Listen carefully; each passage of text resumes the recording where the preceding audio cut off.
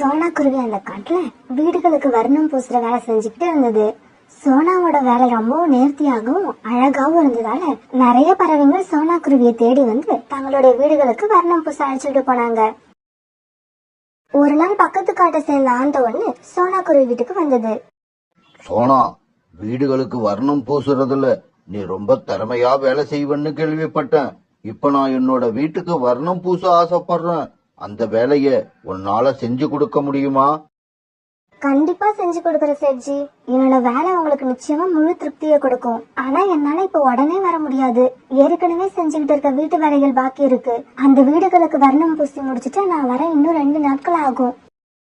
சோனா, நீ 2 நாட்கள் தாமதமா வர்றது எனக்கு ஒன்னும் பிரச்சனை இல்ல. நீ என் வீட்டுக்கு வர்ணம் பூசினதுக்கு அப்புறம் என் வீட்டை பார்க்க ரொம்பவும் அழகா இருக்கணும். அதுதான் என்னோட ஆசை. இப்படி சொன்ன ஆந்த சேட்ஜி பிறகு சோனா வீட்டை விட்டு பறந்து போச்சு. பிறகு கொஞ்ச நேரம் கழிச்சு சோனா குருவி வீட்டுக்கு கிளி ஒண்ணு பறந்து வந்தது. ஹலோ, பெயிண்டர் சோனா வீடு இதுதானே? ஆமாங்க, பெயிண்டர் சோனா வீடு இதுதான். பெயிண்டர் சோனா நாதான். ரொம்ப நல்லது சோனா. நான் பக்கத்து காட்டுல இருந்து வரேன். நான் புதுசா ஒரு வீடு கட்டி இருக்கேன். வீட்டுக்கு வர்ணம் பூசறதுல நீங்க ரொம்ப திறமையானவங்கன்னு கேள்விப்பட்டேன். அதனால நீங்க தான் எங்க வீட்டுக்கு வர்ணம் பூசி தரணும். ரொம்ப சரியா சொன்னீங்க ரீட்டா. அதுதான் உண்மையும் கூட. இன்னும் 2 நாள் கழிச்சு உங்க காட்டுல இருக்கிற அந்த சீட்டு வீட்டுக்கு நான் வர்ணம் பூச வரேன். அதே சமயத்துல நான் உங்க வீட்டுக்கும் வர்ணம் பூசி கொடுத்துறேன். என் வீட்டுக்கு வர்ணம் பூசி கொடுக்க ஒத்துக்கிட்டதுக்கு ரொம்ப நன்றி சோனா. நான் வரேன்.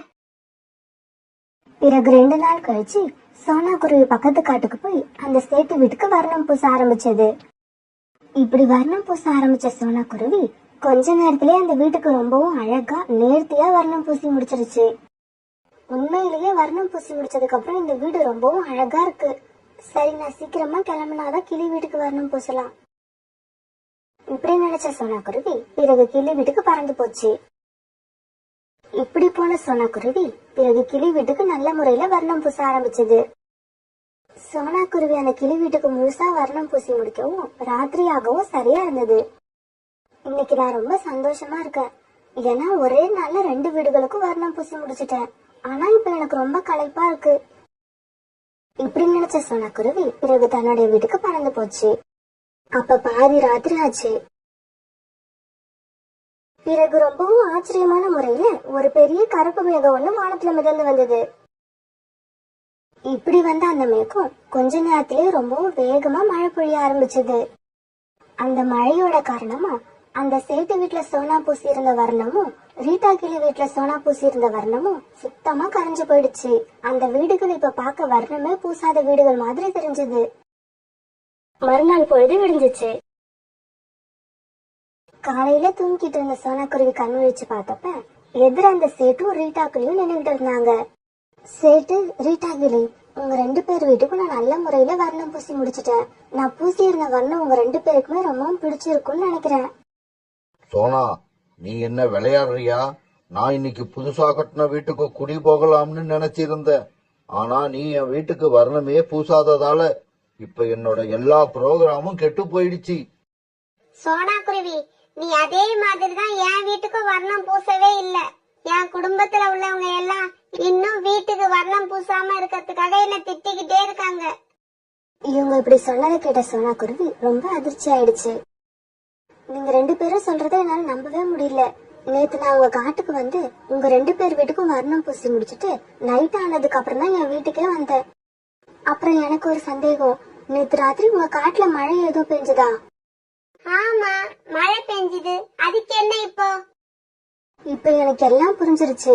நேத்து பெஞ்ச மழையில தான் பூசி இருந்த வர்ணம் எல்லாம் கரைஞ்சு போயிருக்கணும்.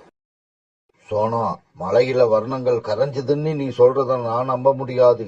நீ என்னவோ எங்க வீட்டுக்கு வர்ணமே பூசலன்னு தான் நான் நினைக்கிறேன். இல்ல சேட்ஜி, என் மேல நம்பிக்கை வைங்க. நான் சொல்றது உண்மை. நான் உங்க 2 பேர் வீட்டுக்குமே நல்ல முறையில வர்ணம் பூசிட்டு தான் வந்தேன்.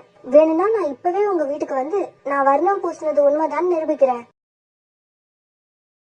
பிறகு சோனா குருவி, ஆந்த சேட்டு, ரீட்டா கிளி 3 பேரும் முதல்ல சேட்டு வீட்டுக்கு போனாங்க. வீட்டை பார்த்த சோனா குருவி ரொம்ப அதிர்ச்சி ஆயிடுச்சு. சேட்ஜி, நீங்க சொன்னது உண்மைதான். இந்த வீட்டை பார்க்கும்போது வர்ணம் பூசப்பட்ட வீடு மாதிரியே இல்ல. நேத்து பெஞ்ச மழையில எல்லா வர்ணமும் சுத்தமா கரைஞ்சு போயிடுச்சு. எது எப்படியோ சோனா, நடந்தது நடந்துருச்சு. நீ இப்ப எங்க வீட்டுக்கு மறுபடியும் வர்ணம் பூசி தரணும். நீங்க 2 பேரும் கவலைப்படாதீங்க, என் மேல கோபப்படாதீங்க. உங்க 2 பேர் வீட்டுக்கும் நான் மறுபடியும் வர்ணம் பூசுறேன். சோனா குருவி 2 பேர் வீட்டுக்குமே மறுபடியும் முழுசா வர்ணம் பூசி முடிச்சது. சோனா, நீ பூசின இந்த வர்ணத்தை பார்க்கும்போது என் மனசு ரொம்ப சந்தோஷப்படுது. 2 நாளைக்கு முன்னாடி உன் மேல இருந்த கோபம் எனக்கு இப்ப இல்ல. என் மனசு ரொம்ப மகிழ்ச்சியா இருக்கு. சோனா, இது என்னோட வீடான்னு எனக்கே சந்தேகமா இருக்கு. என்னோட வீட்டை இவ்வளவு அழகா மாத்திட்ட. உனக்கு எப்படி நன்றி சொல்றதுன்னே தெரியல. பழையபடி அந்த கருமேகம் மிதந்து வந்துகிட்டு இருந்துச்சு. இப்ப மறுபடியும் அந்த காட்டுல மழை ஜோரா பெய்ய ஆரம்பிச்சது. இப்படி பெஞ்ச மழையில 2 பேர் வீட்டுக்கும் சோனா குருவி பூசின வர்ணம் பூரா மறுபடியும் கரைஞ்சு ஓடிடுச்சு. ஐயோ, நான் என்ன பண்ணுவேன்? என் வீட்டுக்கு சோனா பூசின வர்ணம் எல்லாம் என் கண்ணு முன்னாடியே கரைஞ்சி ஓடிடுச்சு. ரீட்டா கிளி இப்படி சொல்லிக்கிட்டு இருக்கும்போது அந்த சேட்டை அங்க கோவமா பறந்து வந்தது.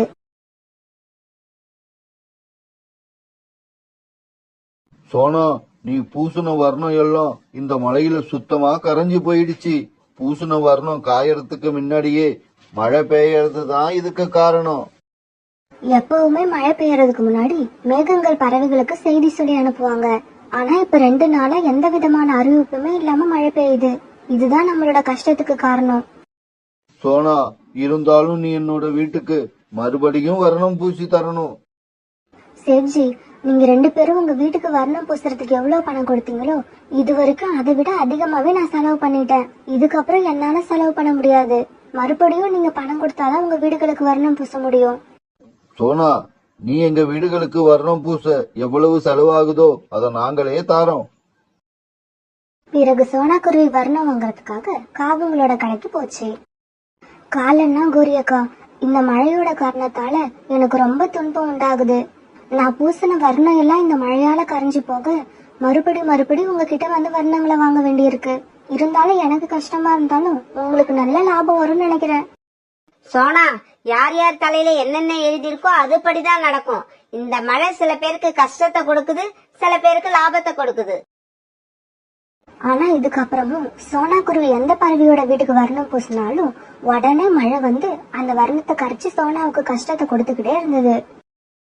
இதனால சோனா குருவி ரொம்ப குழப்பத்துல இருந்தது. இப்படியே சில நாட்கள் நகர்ந்துச்சு. நம்மளோட காட்டுல இப்ப என்னதான் நடந்துகிட்டு இருக்கு? எந்த வீட்டுல வர்ணம் பூசினாலும் உடனே கொஞ்ச நேரத்துல மழை வந்து அந்த வர்ணத்தை சுத்தமா கரைச்சு எடுத்துட்டு போயிடுது. ஆமா, நீங்க சொல்றது உண்மைதான். அதனால எந்த பறவையும் தங்களோட வீட்டுக்கு வர்ணமே பூச முடியல. நாம இப்படி பேசிக்கிட்டே இருந்தோம்னா இதுக்கு ஒரு முடிவே இருக்காது. அதனால நாம எல்லாம் போய் காட்டோட ராஜா கிட்ட நம்மளோட நிலைமையை எடுத்து சொல்லுவோம். அவரால மட்டும்தான் இதுக்கு உதவி பண்ண முடியும். பிறகு பறவைங்க எல்லாரும் அந்த காட்டோட ராஜாவை பார்க்க போனாங்க. பறவைகள் எல்லாரும் ஒன்னா சேர்ந்து வந்திருக்கிறத பார்த்தா உங்களுக்கு ஏதோ கஷ்டம் வந்திருக்குன்னு நினைக்கிறேன். அதை தீர்க்க வேண்டியது என்னோட பொறுப்பு. உங்களோட கஷ்டம் என்னன்னு சீக்கிரம் என்கிட்ட சொல்லுங்க. பருந்து ராஜா இப்படி கேட்ட உடனே சோனா குருவி பருந்து ராஜா கிட்ட நடந்தது எல்லாத்தையும் சொல்லுச்சு. பருந்து ராஜா, இது வரைக்கும் பறவை கிட்ட சொல்லாம எந்த மேகமும் இந்த காட்டுல மழை பொழிஞ்சதே கிடையாது. இப்ப கொஞ்ச நாளாதான் இந்த மாதிரி தேவையில்லாத சம்பவங்கள் நடந்துகிட்டே இருக்கு. இதை கேட்ட பருந்து மகாராஜா உடனே தன்னுடைய வீரர்கள் கிட்ட இப்படி சொன்னாரு. வீரர்களே, உடனே போய் மேகங்களோட தலைவனை நான் வர சொன்னதா சொல்லி அழைச்சுக்கிட்டு வாங்க. பிறகு அந்த வீரர்கள் வேகமா பறந்து மேகங்களோட தலைவன் கிட்ட போனாங்க. மேகங்களோட தலைவரே, உங்களை உடனே அழைச்சுக்கிட்டு வர சொல்லி பருந்து ராஜா எங்களை அனுப்பிச்சிருக்காரு. இதை கேட்டதும் மேகங்களோட தலைவன் பருந்து ராஜாவோட அரண்மனைக்கு வந்துச்சு. மேகங்களின் தலைவனே, உங்களோட மேக கூட்டங்கள் எந்த விதமான முன்னறிவிப்பும் இல்லாம எங்க காட்டுல மழை பெய்யறதால எங்க காட்டுல உள்ள பறவைகளுக்கு ரொம்ப துன்பம் ஏற்படுது. அந்த மாதிரி மேகங்கள் யாருன்னு கண்டுபிடிச்சு அவங்களுக்கு தக்க தண்டனை கொடுக்கணும். உடனே தன்னுடைய வீரர்கள் கிட்ட ஆலோசனை நடத்தின மேகங்களோட தலைவன் பருந்து ராஜா கிட்ட இப்படி சொல்லுச்சு. பருந்து ராஜா, இப்படி உங்க காட்டுல முன்னறிவிப்பு இல்லாம மழை பெஞ்ச மேகத்தோட பேரு பப்ளு. நான் இப்ப போய் அந்த பப்ளு மேகத்தை உங்க அரண்மனைக்கு அனுப்பி வைக்கிறேன். அதுக்கு என்ன தண்டனை கொடுக்கணும்னு நீங்களே முடிவு பண்ணிக்கிங்க. பிறகு மேகங்களோட தலைவன் பப்ளு மேகத்தை அனுப்பி வைக்க அது பயந்துகிட்டே உள்ள வந்தது. ஏய் மேகமே, நீ இப்ப கொஞ்ச நாளா என் காட்டுல உள்ள பறவைகளுக்கெல்லாம் ரொம்ப துன்பத்தை கொடுத்திருக்க. அதுக்கான தண்டனைய நீ இப்ப அனுபவிச்சே ஆகணும்.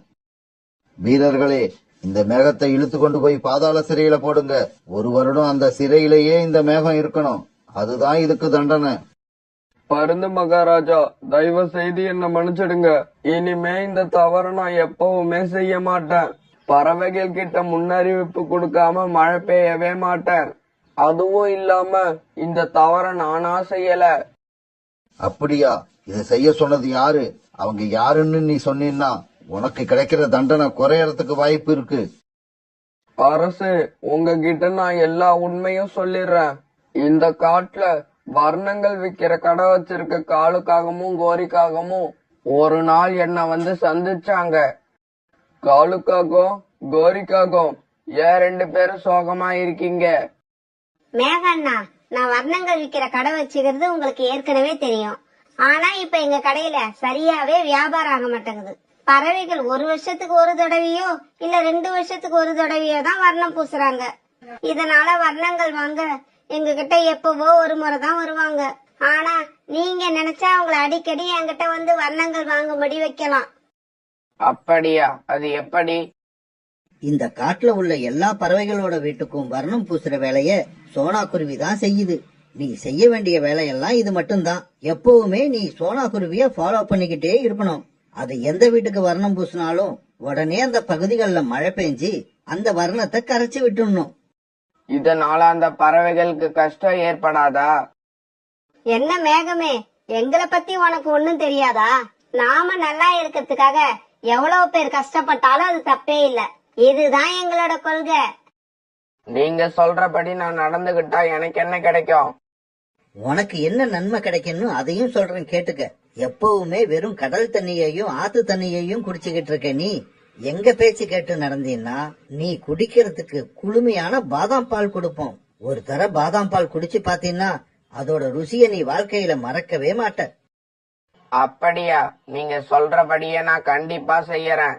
ஏன்னா இது வரைக்கும் நான் பாதாம் பால் குடிச்சதே இல்ல.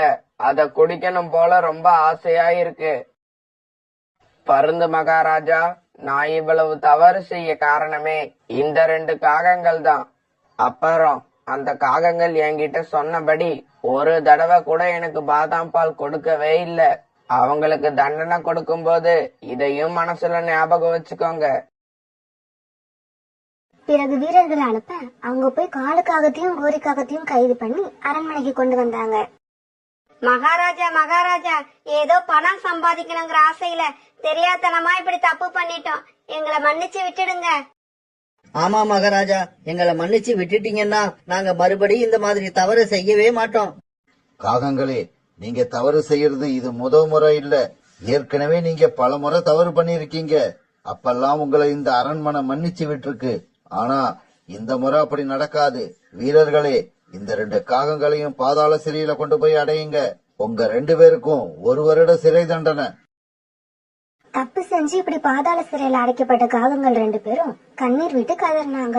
ஆனா பாவம், இவங்க கதறல கேட்கதான் யாருமே இல்ல. சோனா குருவி சின்ன வயசுல இருந்தே பெயிண்ட் அடிக்கிற வேலை செஞ்சதால அந்த தொழில உள்ள நுணுக்கங்களை கத்துக்கிட்டு திறமையான பெயிண்டர்னு பேர் வாங்கிடுச்சு.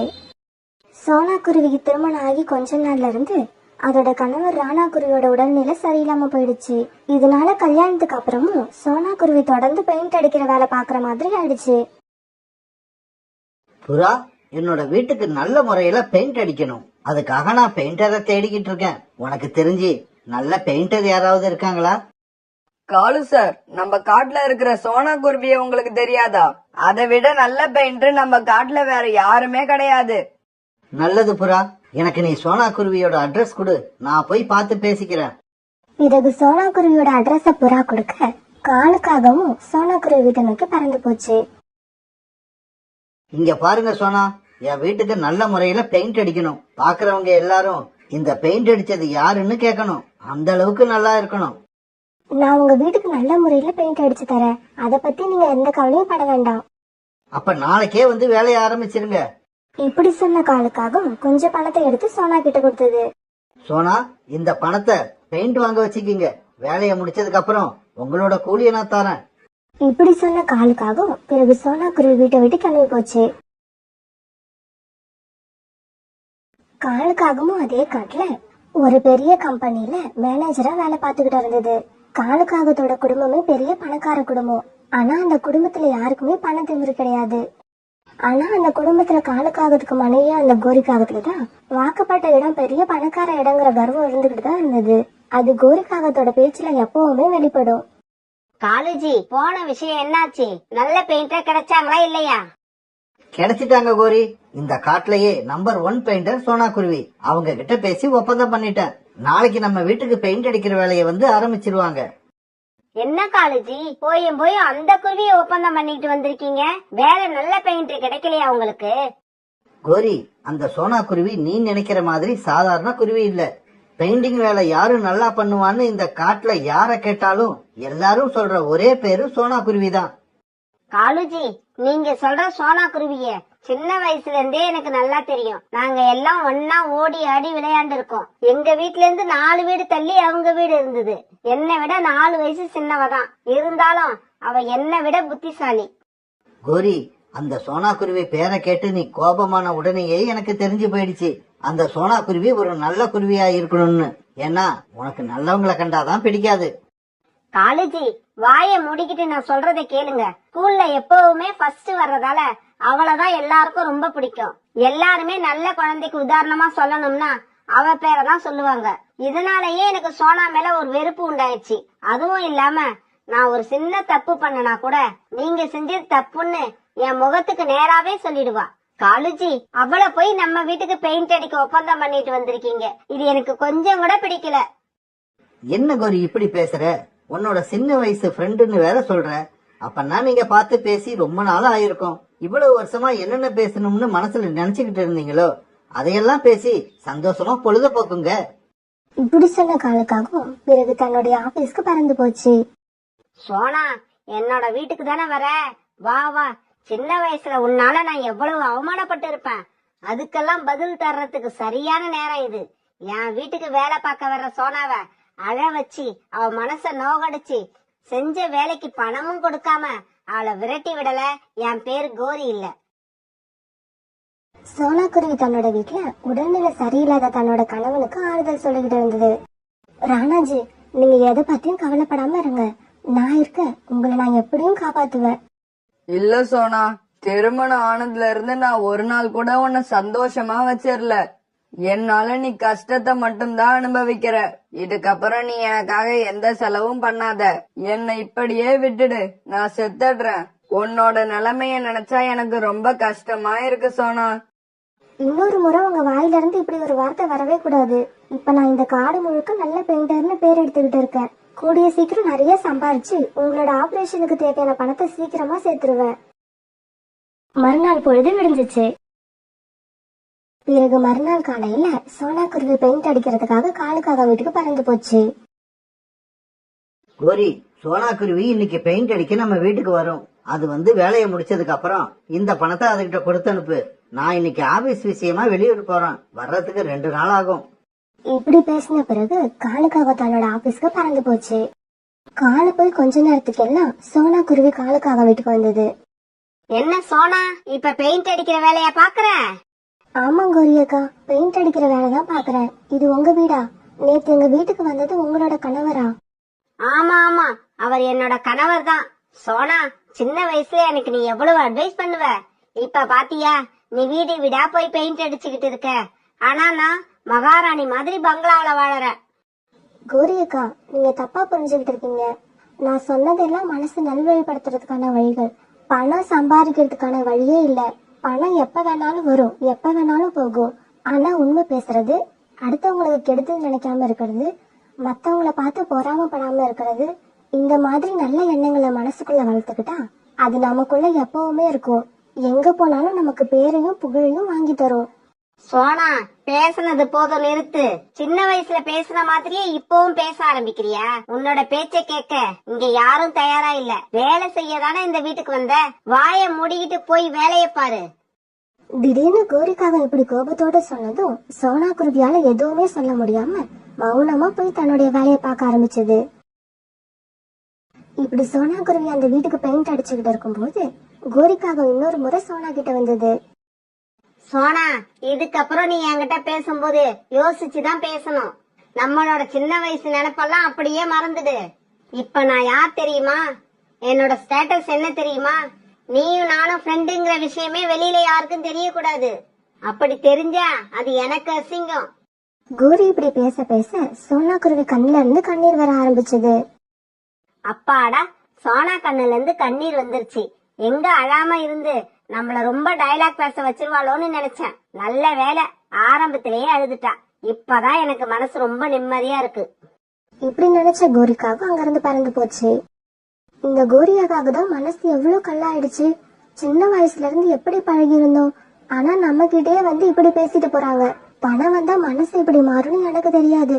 முதல் முறையா இப்பதான் பாக்குறேன். இப்படி நினைச்சுக்கிட்டு சோனா குருவி காலுக்காகத்தோட வீட்டுக்கு பெயிண்ட் அடிச்சுக்கிட்டு இருந்தது.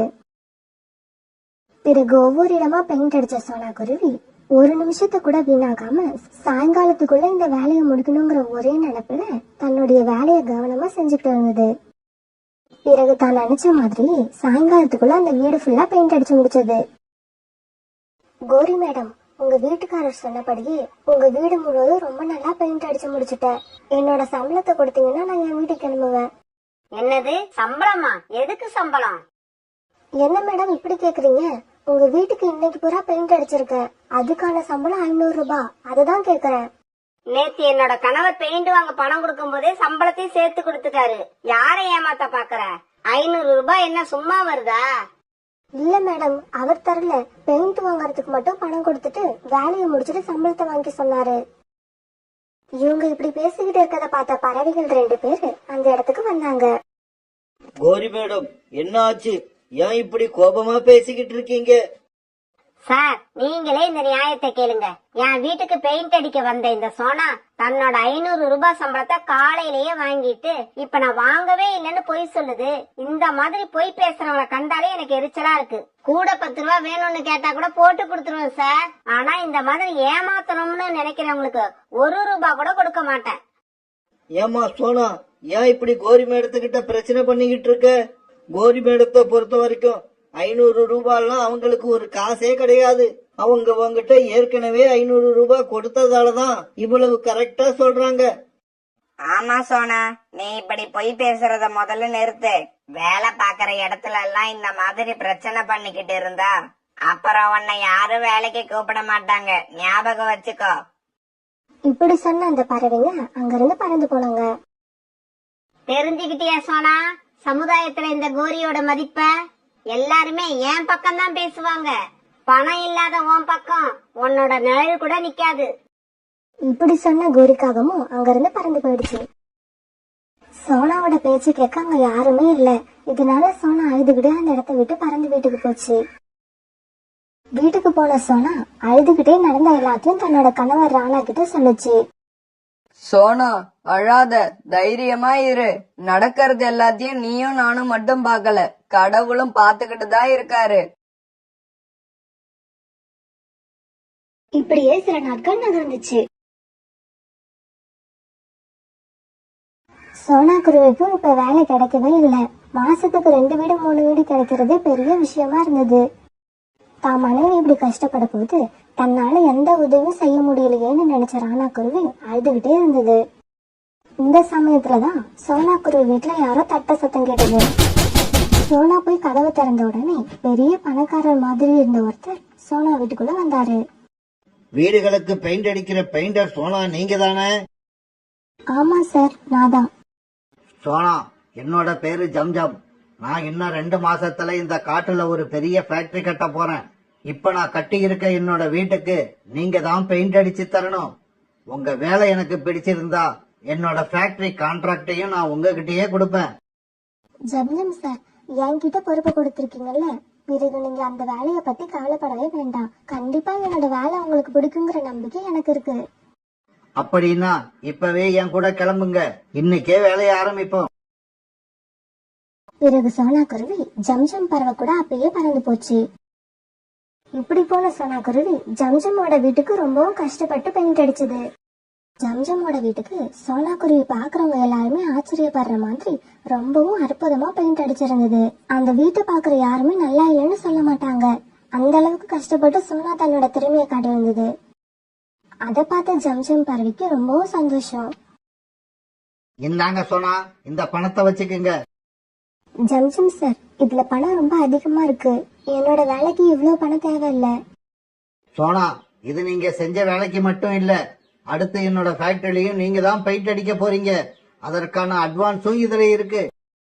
இதை கேட்ட சோனாவோட மனசு ரொம்பவும் சந்தோஷப்பட்டது. அந்த பணத்தை எடுத்துக்கிட்டு வீட்டுக்கு சந்தோஷமா பறந்து போச்சு.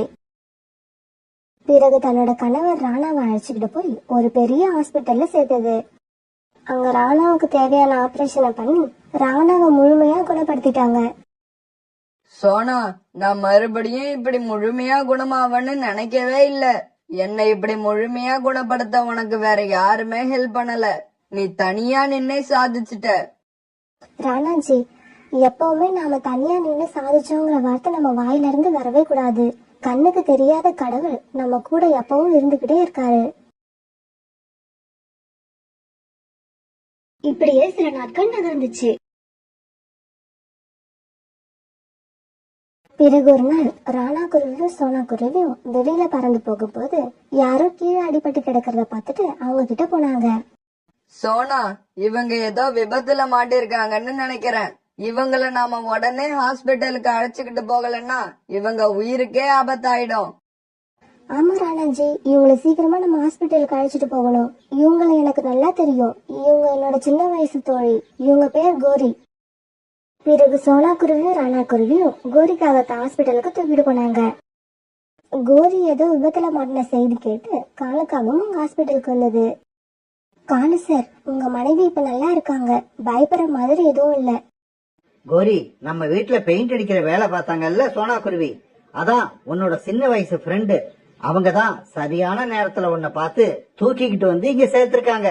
அவங்க மட்டும் சரியான நேரத்துல உன்னை இங்க கொண்டு வந்து சேர்க்கலன்னா நீ இந்நேரம் வரைக்கும் உயிரோட இருந்திருக்கவே முடியாது. இதை கேட்ட கோரிக்காகத்தோட கண்ணுல இருந்து கண்ணீர் வந்தது. சோனா, என்ன மன்னிச்சிடு சோனா. உன்கிட்ட மன்னிப்பு கேட்க கூட எனக்கு தகுதி இல்லதான். இருந்தாலும் நீ என்ன மன்னிச்சுதான் ஆகணும்.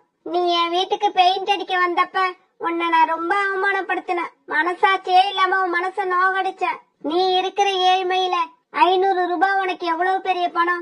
அத கூட கொடுக்காம நான் உன்னை ஏமாத்தினேன். அப்படியெல்லாம் நடந்துகிட்ட என்ன நினைச்சா எனக்கே ரொம்ப கேவலமா இருக்கு. கோரி அக்கா, நீங்க தான் செஞ்ச தவறையெல்லாம் உணர்ந்துட்டீங்களே. இனிமேல் எந்த பிரச்சனையும் இல்ல. சீக்கிரமா குணமாகி வீட்டுக்கு வர வழிய பாருங்க. நீங்க இப்படி பேசுறத கேட்கும் போது எனக்கு ரொம்ப சந்தோஷமா இருக்கு. சோனா, உனக்கே சந்தோஷமா இருக்குன்னா எனக்கு எப்படி இருக்கும்? ஆனா கோரியோட இந்த மனமாற்றம் கடைசி வரைக்கும் நிலைக்குமா, இல்ல வீட்டுக்கு வந்ததுக்கு அப்புறம் மாறுமான்னு தான் எனக்கு சந்தேகமா இருக்கு. காலுக்காக இப்படி சொன்னதை கேட்டு காலுக்காகவும் சோனா குருவி ராணா குருவி 3 பேரும் சந்தோஷமா சிரிச்சாங்க. சோனா குருவியோட கணவர் ராணா குருவி உயிரோட இருக்கும் போது சோனா குருவியோட குடும்பம் வறுமையில தான் வாழ்ந்து வந்தது. திடீர்னு நடந்த ஒரு விபத்துல ராணா குருவியோட மரணத்துக்கு அப்புறம் சோனா குருவியோட குடும்பம் வறுமையோட பிடியில சிக்கி ரொம்பவும் தவிச்சது. ஒரு நாள் சோனா குருவிய பார்க்க அதோட தோழி மீனா குருவி அங்க வந்தது. மீனா, நாங்க ஏற்கனவே வறுமையில தான் இருந்தோம். இருந்தாலும் குக்குவோட அப்பா இறந்ததுக்கு அப்புறம் சாப்பாட்டுக்கே ரொம்ப கஷ்டமா இருக்கு. என்னை விடு, நான் கூட பட்டினி கிடந்துருவேன். இந்த குழந்தைங்களை நினைச்சாதான் பாவமா இருக்கு. இந்த குழந்தைங்க வேற எங்கேயாவது பிறந்திருந்தா கூட சந்தோஷமா இருந்திருப்பாங்க. எனக்கு பிறந்து என் கூட சேர்ந்து இவங்களும் கஷ்டத்தை அனுபவிக்கிறாங்க. சோனா, இதையெல்லாம் நீ சொல்லணும்னு அவசியம் இல்ல. நடக்கிறது எல்லாம் நானும் பார்த்துக்கிட்டு தான் இருக்கேன். கடவுள் இந்த நேரத்துல உன்னை ரொம்ப சோதிக்கிறாரு. உன்னோட குழந்தைங்க 2 பேரும் ரொம்ப சின்னவங்க. இவங்களை நீ தனியா வளர்க்கணுங்கிறது ரொம்ப கஷ்டம்தான். உன்னோட நிலைமையை நினைச்சா எனக்கு கவலையா இருக்கு. மீனா, நான் வேலைக்கு போலான்னு இருக்கேன். உனக்கு தெரிஞ்ச இடத்துல ஏதாவது வேலை இருந்தா சொல்லு. என் குழந்தைங்க பட்டினி கிடக்கிறத என்னால பார்க்க முடியல. அவங்க வயிறார சாப்பிடறதுக்காக நான் ஏதாவது செஞ்சுதான் ஆகணும். சோனா, காலுக்காகத்த உனக்கு தெரியும்ல, அது ரொம்பவும் பணக்காரர். அது மட்டும் இல்லாம அவங்க கிட்ட நிறைய வயல்களும் இருக்கு. எனக்கு என்னவோ நீ அங்க போய் வேலை கேட்டா உனக்கு ஏதாவது வேலை கிடைக்குங்கிற நம்பிக்கை எனக்கு இருக்கு. மீனா, இந்த தகவலை எனக்கு தெரிவிச்சதுக்கு ரொம்பவும் நன்றி. நாளைக்கு காலையில முதல் வேலையா காலுக்காகத்த போய் பார்த்து வேலை கேட்க போறேன். மறுநாள் பொழுது விடிஞ்சிச்சு. காலையிலேயே கண் விழிச்ச சோனா குருவி காலுக்காகத்தோட வயலை நோக்கி பறந்து போச்சு. வயல்ல காலுக்காகத்தை பார்த்த சோனா குருவி அதுகிட்ட இப்படி பேச ஆரம்பிச்சது. காலண்ணா, நீங்க வயல்ல வேலை பார்க்கறதுக்காக நிறைய பறவைங்களை வேலைக்கு வச்சிருக்கீங்கன்னு கேள்விப்பட்டேன். எனக்கு வயல் வேலையெல்லாம் தெரியும். வயல்வெளியில நீங்க எந்த மாதிரி வேலை கொடுத்தாலும் நான் ரொம்ப சீக்கிரமா செஞ்சு முடிப்பேன். சோனா, வயல் வேலை எல்லாம் உனக்கு தெரிஞ்சிருந்தா கூட இப்ப எனக்கு வயல் வேலைக்காக பறவைகள் யாரும் தேவைப்படல. நீயே பாரு, என் வயல்ல எவ்வளவு பறவைகள் வேலை செய்யறாங்கன்னு. ஆனா என் வீட்டை சுத்தம் பண்றதுக்கு எனக்கு ஒரு பறவை தேவைப்படுது. நீ விருப்பப்பட்டா என் வீட்டை சுத்தம் பண்ற வேலைய பார்க்கலாம். இல்ல காலண்ணா, வீட்டு வேலை பாக்குறதுல எனக்கு விருப்பம் இல்ல. எனக்கு தயவு செய்து வயல்ல ஏதாவது வேலை இருந்தா கொடுங்க. நானும் என் குழந்தைங்களும் ரொம்பவும் கஷ்டப்படுறோம். அப்படியா சோனா? அப்ப நீ இங்க இருந்து கிளம்பலாம். சாப்பாட்டுக்கே வழி இல்லைன்னா கூட வயல் வேலை மட்டும்தான் பார்ப்பேன், வீட்டு வேலை பார்க்க மாட்டேன்னு சொல்ற உன்னோட திமிரு எனக்கு கொஞ்சம் கூட பிடிக்கல. வயல் வேலை இருந்தா கூட உனக்கு நான் கொடுக்க மாட்டேன். நீ என்னோட வீட்டு வேலைகளை தான் பார்த்தாகணும். இத கேட்ட சோனா குருவி ரொம்பவும் சோகமா அங்கிருந்து கிளம்பி பல இடங்களுக்கு போய் வேலை கேட்டு பார்த்தது. ஆனா சோனா குருவிக்கு எங்கேயுமே வேலை கிடைக்கல. இதனால மனசொடைஞ்சு போன சோனா குருவி மறுபடியும் தன்னோட கூட்டுக்கு வந்தது. அம்மா, எனக்கு பசிக்குது, ஏதாவது உணவு கொடுங்க. ஆமாமா, எனக்கும் பசிக்குது, எனக்கும் உணவு வேணும். பிறகு சோனா குருவி தன்னோட கூட்டுல இருந்த கொஞ்சம் நெற்பயிர்களை குழந்தைங்களுக்கு கொடுத்து சாப்பிட சொல்லுச்சு. நான் வேலை தேடாம கூட்டுக்கு வந்தது பெரிய முட்டாள்தனம். ஏதாவது வேலை கிடைக்கிற வரைக்கும் நான் கூட்டுக்கே வரக்கூடாது. இப்படி முடிவு பண்ண சோனா குருவி மறுபடியும் வேலை தேட பறந்து போச்சு. கொஞ்ச நேரத்துக்கு இப்படி பறந்து போன சோனா குருவி கீழே கிடந்த ஒரு மாம்பழத்தை பார்த்த உடனே சோனா குருவி அது பக்கத்துல போச்சு. நல்ல வேலை, இந்த மாம்பழமாவது கிடைச்சது. என் குழந்தைங்களோட இரவு உணவுக்கு இதை சாப்பிட கொடுக்கலாம். சோனா குருவி இப்படி நினைச்சுக்கிட்டு இருக்கப்ப ஒரு புறா குழந்தையும் அவங்க அப்பாவும் அங்க வந்தாங்க. ஆண்டி, ஆண்டி, இந்த மாம்பழம் என்னோடது. மரத்துல இருந்த மாம்பழத்தை நான் தான் கல்லால அடிச்சு விழ வச்சேன். ரொம்ப நேரமா இதை தான் தேடிக்கிட்டு இருக்கேன். இது என்னோட மாம்பழம், என்கிட்ட கொடுங்க. குட்டி புறாவே, இது உன்னோட மாம்பழம்னு எனக்கு தெரியாது. தெரிஞ்சிருந்தா ஆண்டி இதை எடுத்துருக்கவே மாட்டேன். இந்தா, உன்னோட மாம்பழத்தை நீயே எடுத்துட்டு போ. இப்படி சொல்ல சோனா குருவி அந்த மாம்பழத்தை அந்த சின்ன புறா கிட்டயே கொடுத்தது. இதையெல்லாம் பார்த்துட்டு இருந்த அந்த சின்ன புறாவோட அப்பா இப்படி பேச ஆரம்பிச்சது. குருவி, உன்னோட பேர் என்ன? என்னோட பேர் சோனா. சோனா, உன்ன மாதிரி நேர்மையான குருவிய நான் பார்த்து ரொம்ப நாள் ஆகுது. உன்னோட இடத்துல வேற யாராவது இருந்திருந்தா இப்படி எடுத்த மாம்பழத்தை திருப்பி கொடுத்திருக்க மாட்டாங்க. அது என்னோடதுதான்னு சொந்தம் கொண்டாடுவாங்க. ஆனா நீ பேராசப்படாம அந்த மாம்பழத்தை என் குழந்தைகிட்ட திருப்பி கொடுத்துட்ட. இப்படி சொன்ன அந்த அப்பா புறா சோனாவோட முகத்தை கொஞ்ச நேரம் பார்த்துட்டு இப்படி கேட்டுச்சு. சோனா, உன் முகத்தை பார்த்தா நீ ஏதோ குழப்பத்துல இருக்கிற மாதிரி இருக்கு. உன்னோட கஷ்டம் என்னன்னு என்கிட்ட சொல்லு. என்னால ஏதாவது உதவ முடியுதான்னு பாக்கறேன். ஆமா புறாண்ணா, நீங்க சொல்றது உண்மைதான். என் மனசுல நிறைய குழப்பங்கள் இருக்கு. அதுல பெரிய குழப்பம், எனக்கு இன்னும் வேலை கிடைக்கல. அதனால நானும் என் குழந்தைங்களும் சாப்பாட்டுக்கே ரொம்பவும் கஷ்டப்படுறோம். இந்த குருவிய பார்த்தா ரொம்பவும் நேர்மையான குருவி மாதிரி இருக்கு. நமக்கு இப்படிப்பட்ட பறவை தான் வேலைக்கு தேவை. அப்பதான் அந்த பறவை நம்மள ஏமாத்தாம இருக்கும். சோனா, எனக்கே வேலைக்கு ஆள் தேவை. உன்னால என்கிட்ட வந்து வேலை செய்ய முடியுமா? உன்னோட நேர்மை எனக்கு ரொம்ப பிடிச்சிருக்கு. இப்படிப்பட்ட ஒரு பறவையை தான் நான் ரொம்ப நாளா தேடிக்கிட்டு இருந்தேன். அந்த புறா இப்படி சொன்னதை கேட்ட உடனே சோனா குருவிக்கு ரொம்பவும் சந்தோஷமாயிடுச்சு. புறாண்ணா, நீங்க கொடுக்கற வேலையை செய்ய நான் காத்துக்கிட்டு இருக்கேன். நான் என்னோட வேலைய நான் ரொம்ப கச்சிதமா திறமையா செஞ்சு முடிப்பேன். சரி சோனா, இன்னைக்கு ராத்திரி காட்டு பக்கம் உள்ள குகை கிட்ட வந்துரு. உனக்கு என்ன வேலைன்னு நான் அங்க சொல்லுவேன். அப்படியா? சரி புறாண்ணா, இன்னைக்கு ராத்திரி நான் அந்த குகை கிட்ட கண்டிப்பா வந்துடுறேன். பிறகு ராத்திரி ஆச்சு. தன்னோட குழந்தைங்களுக்கு இரவு உணவு கொடுத்து தூங்க வச்ச சோனா குருவி பிறகு காட்டுல உள்ள குகையை நோக்கி பறந்து போச்சு. சோனா குருவி அங்க போனப்ப குகை வாசல்ல புறாவும் அரண்மனையில மந்திரியா வேலை பாக்குற ஜம்ஜம் பறவையும் நின்றுட்டு இருந்தாங்க.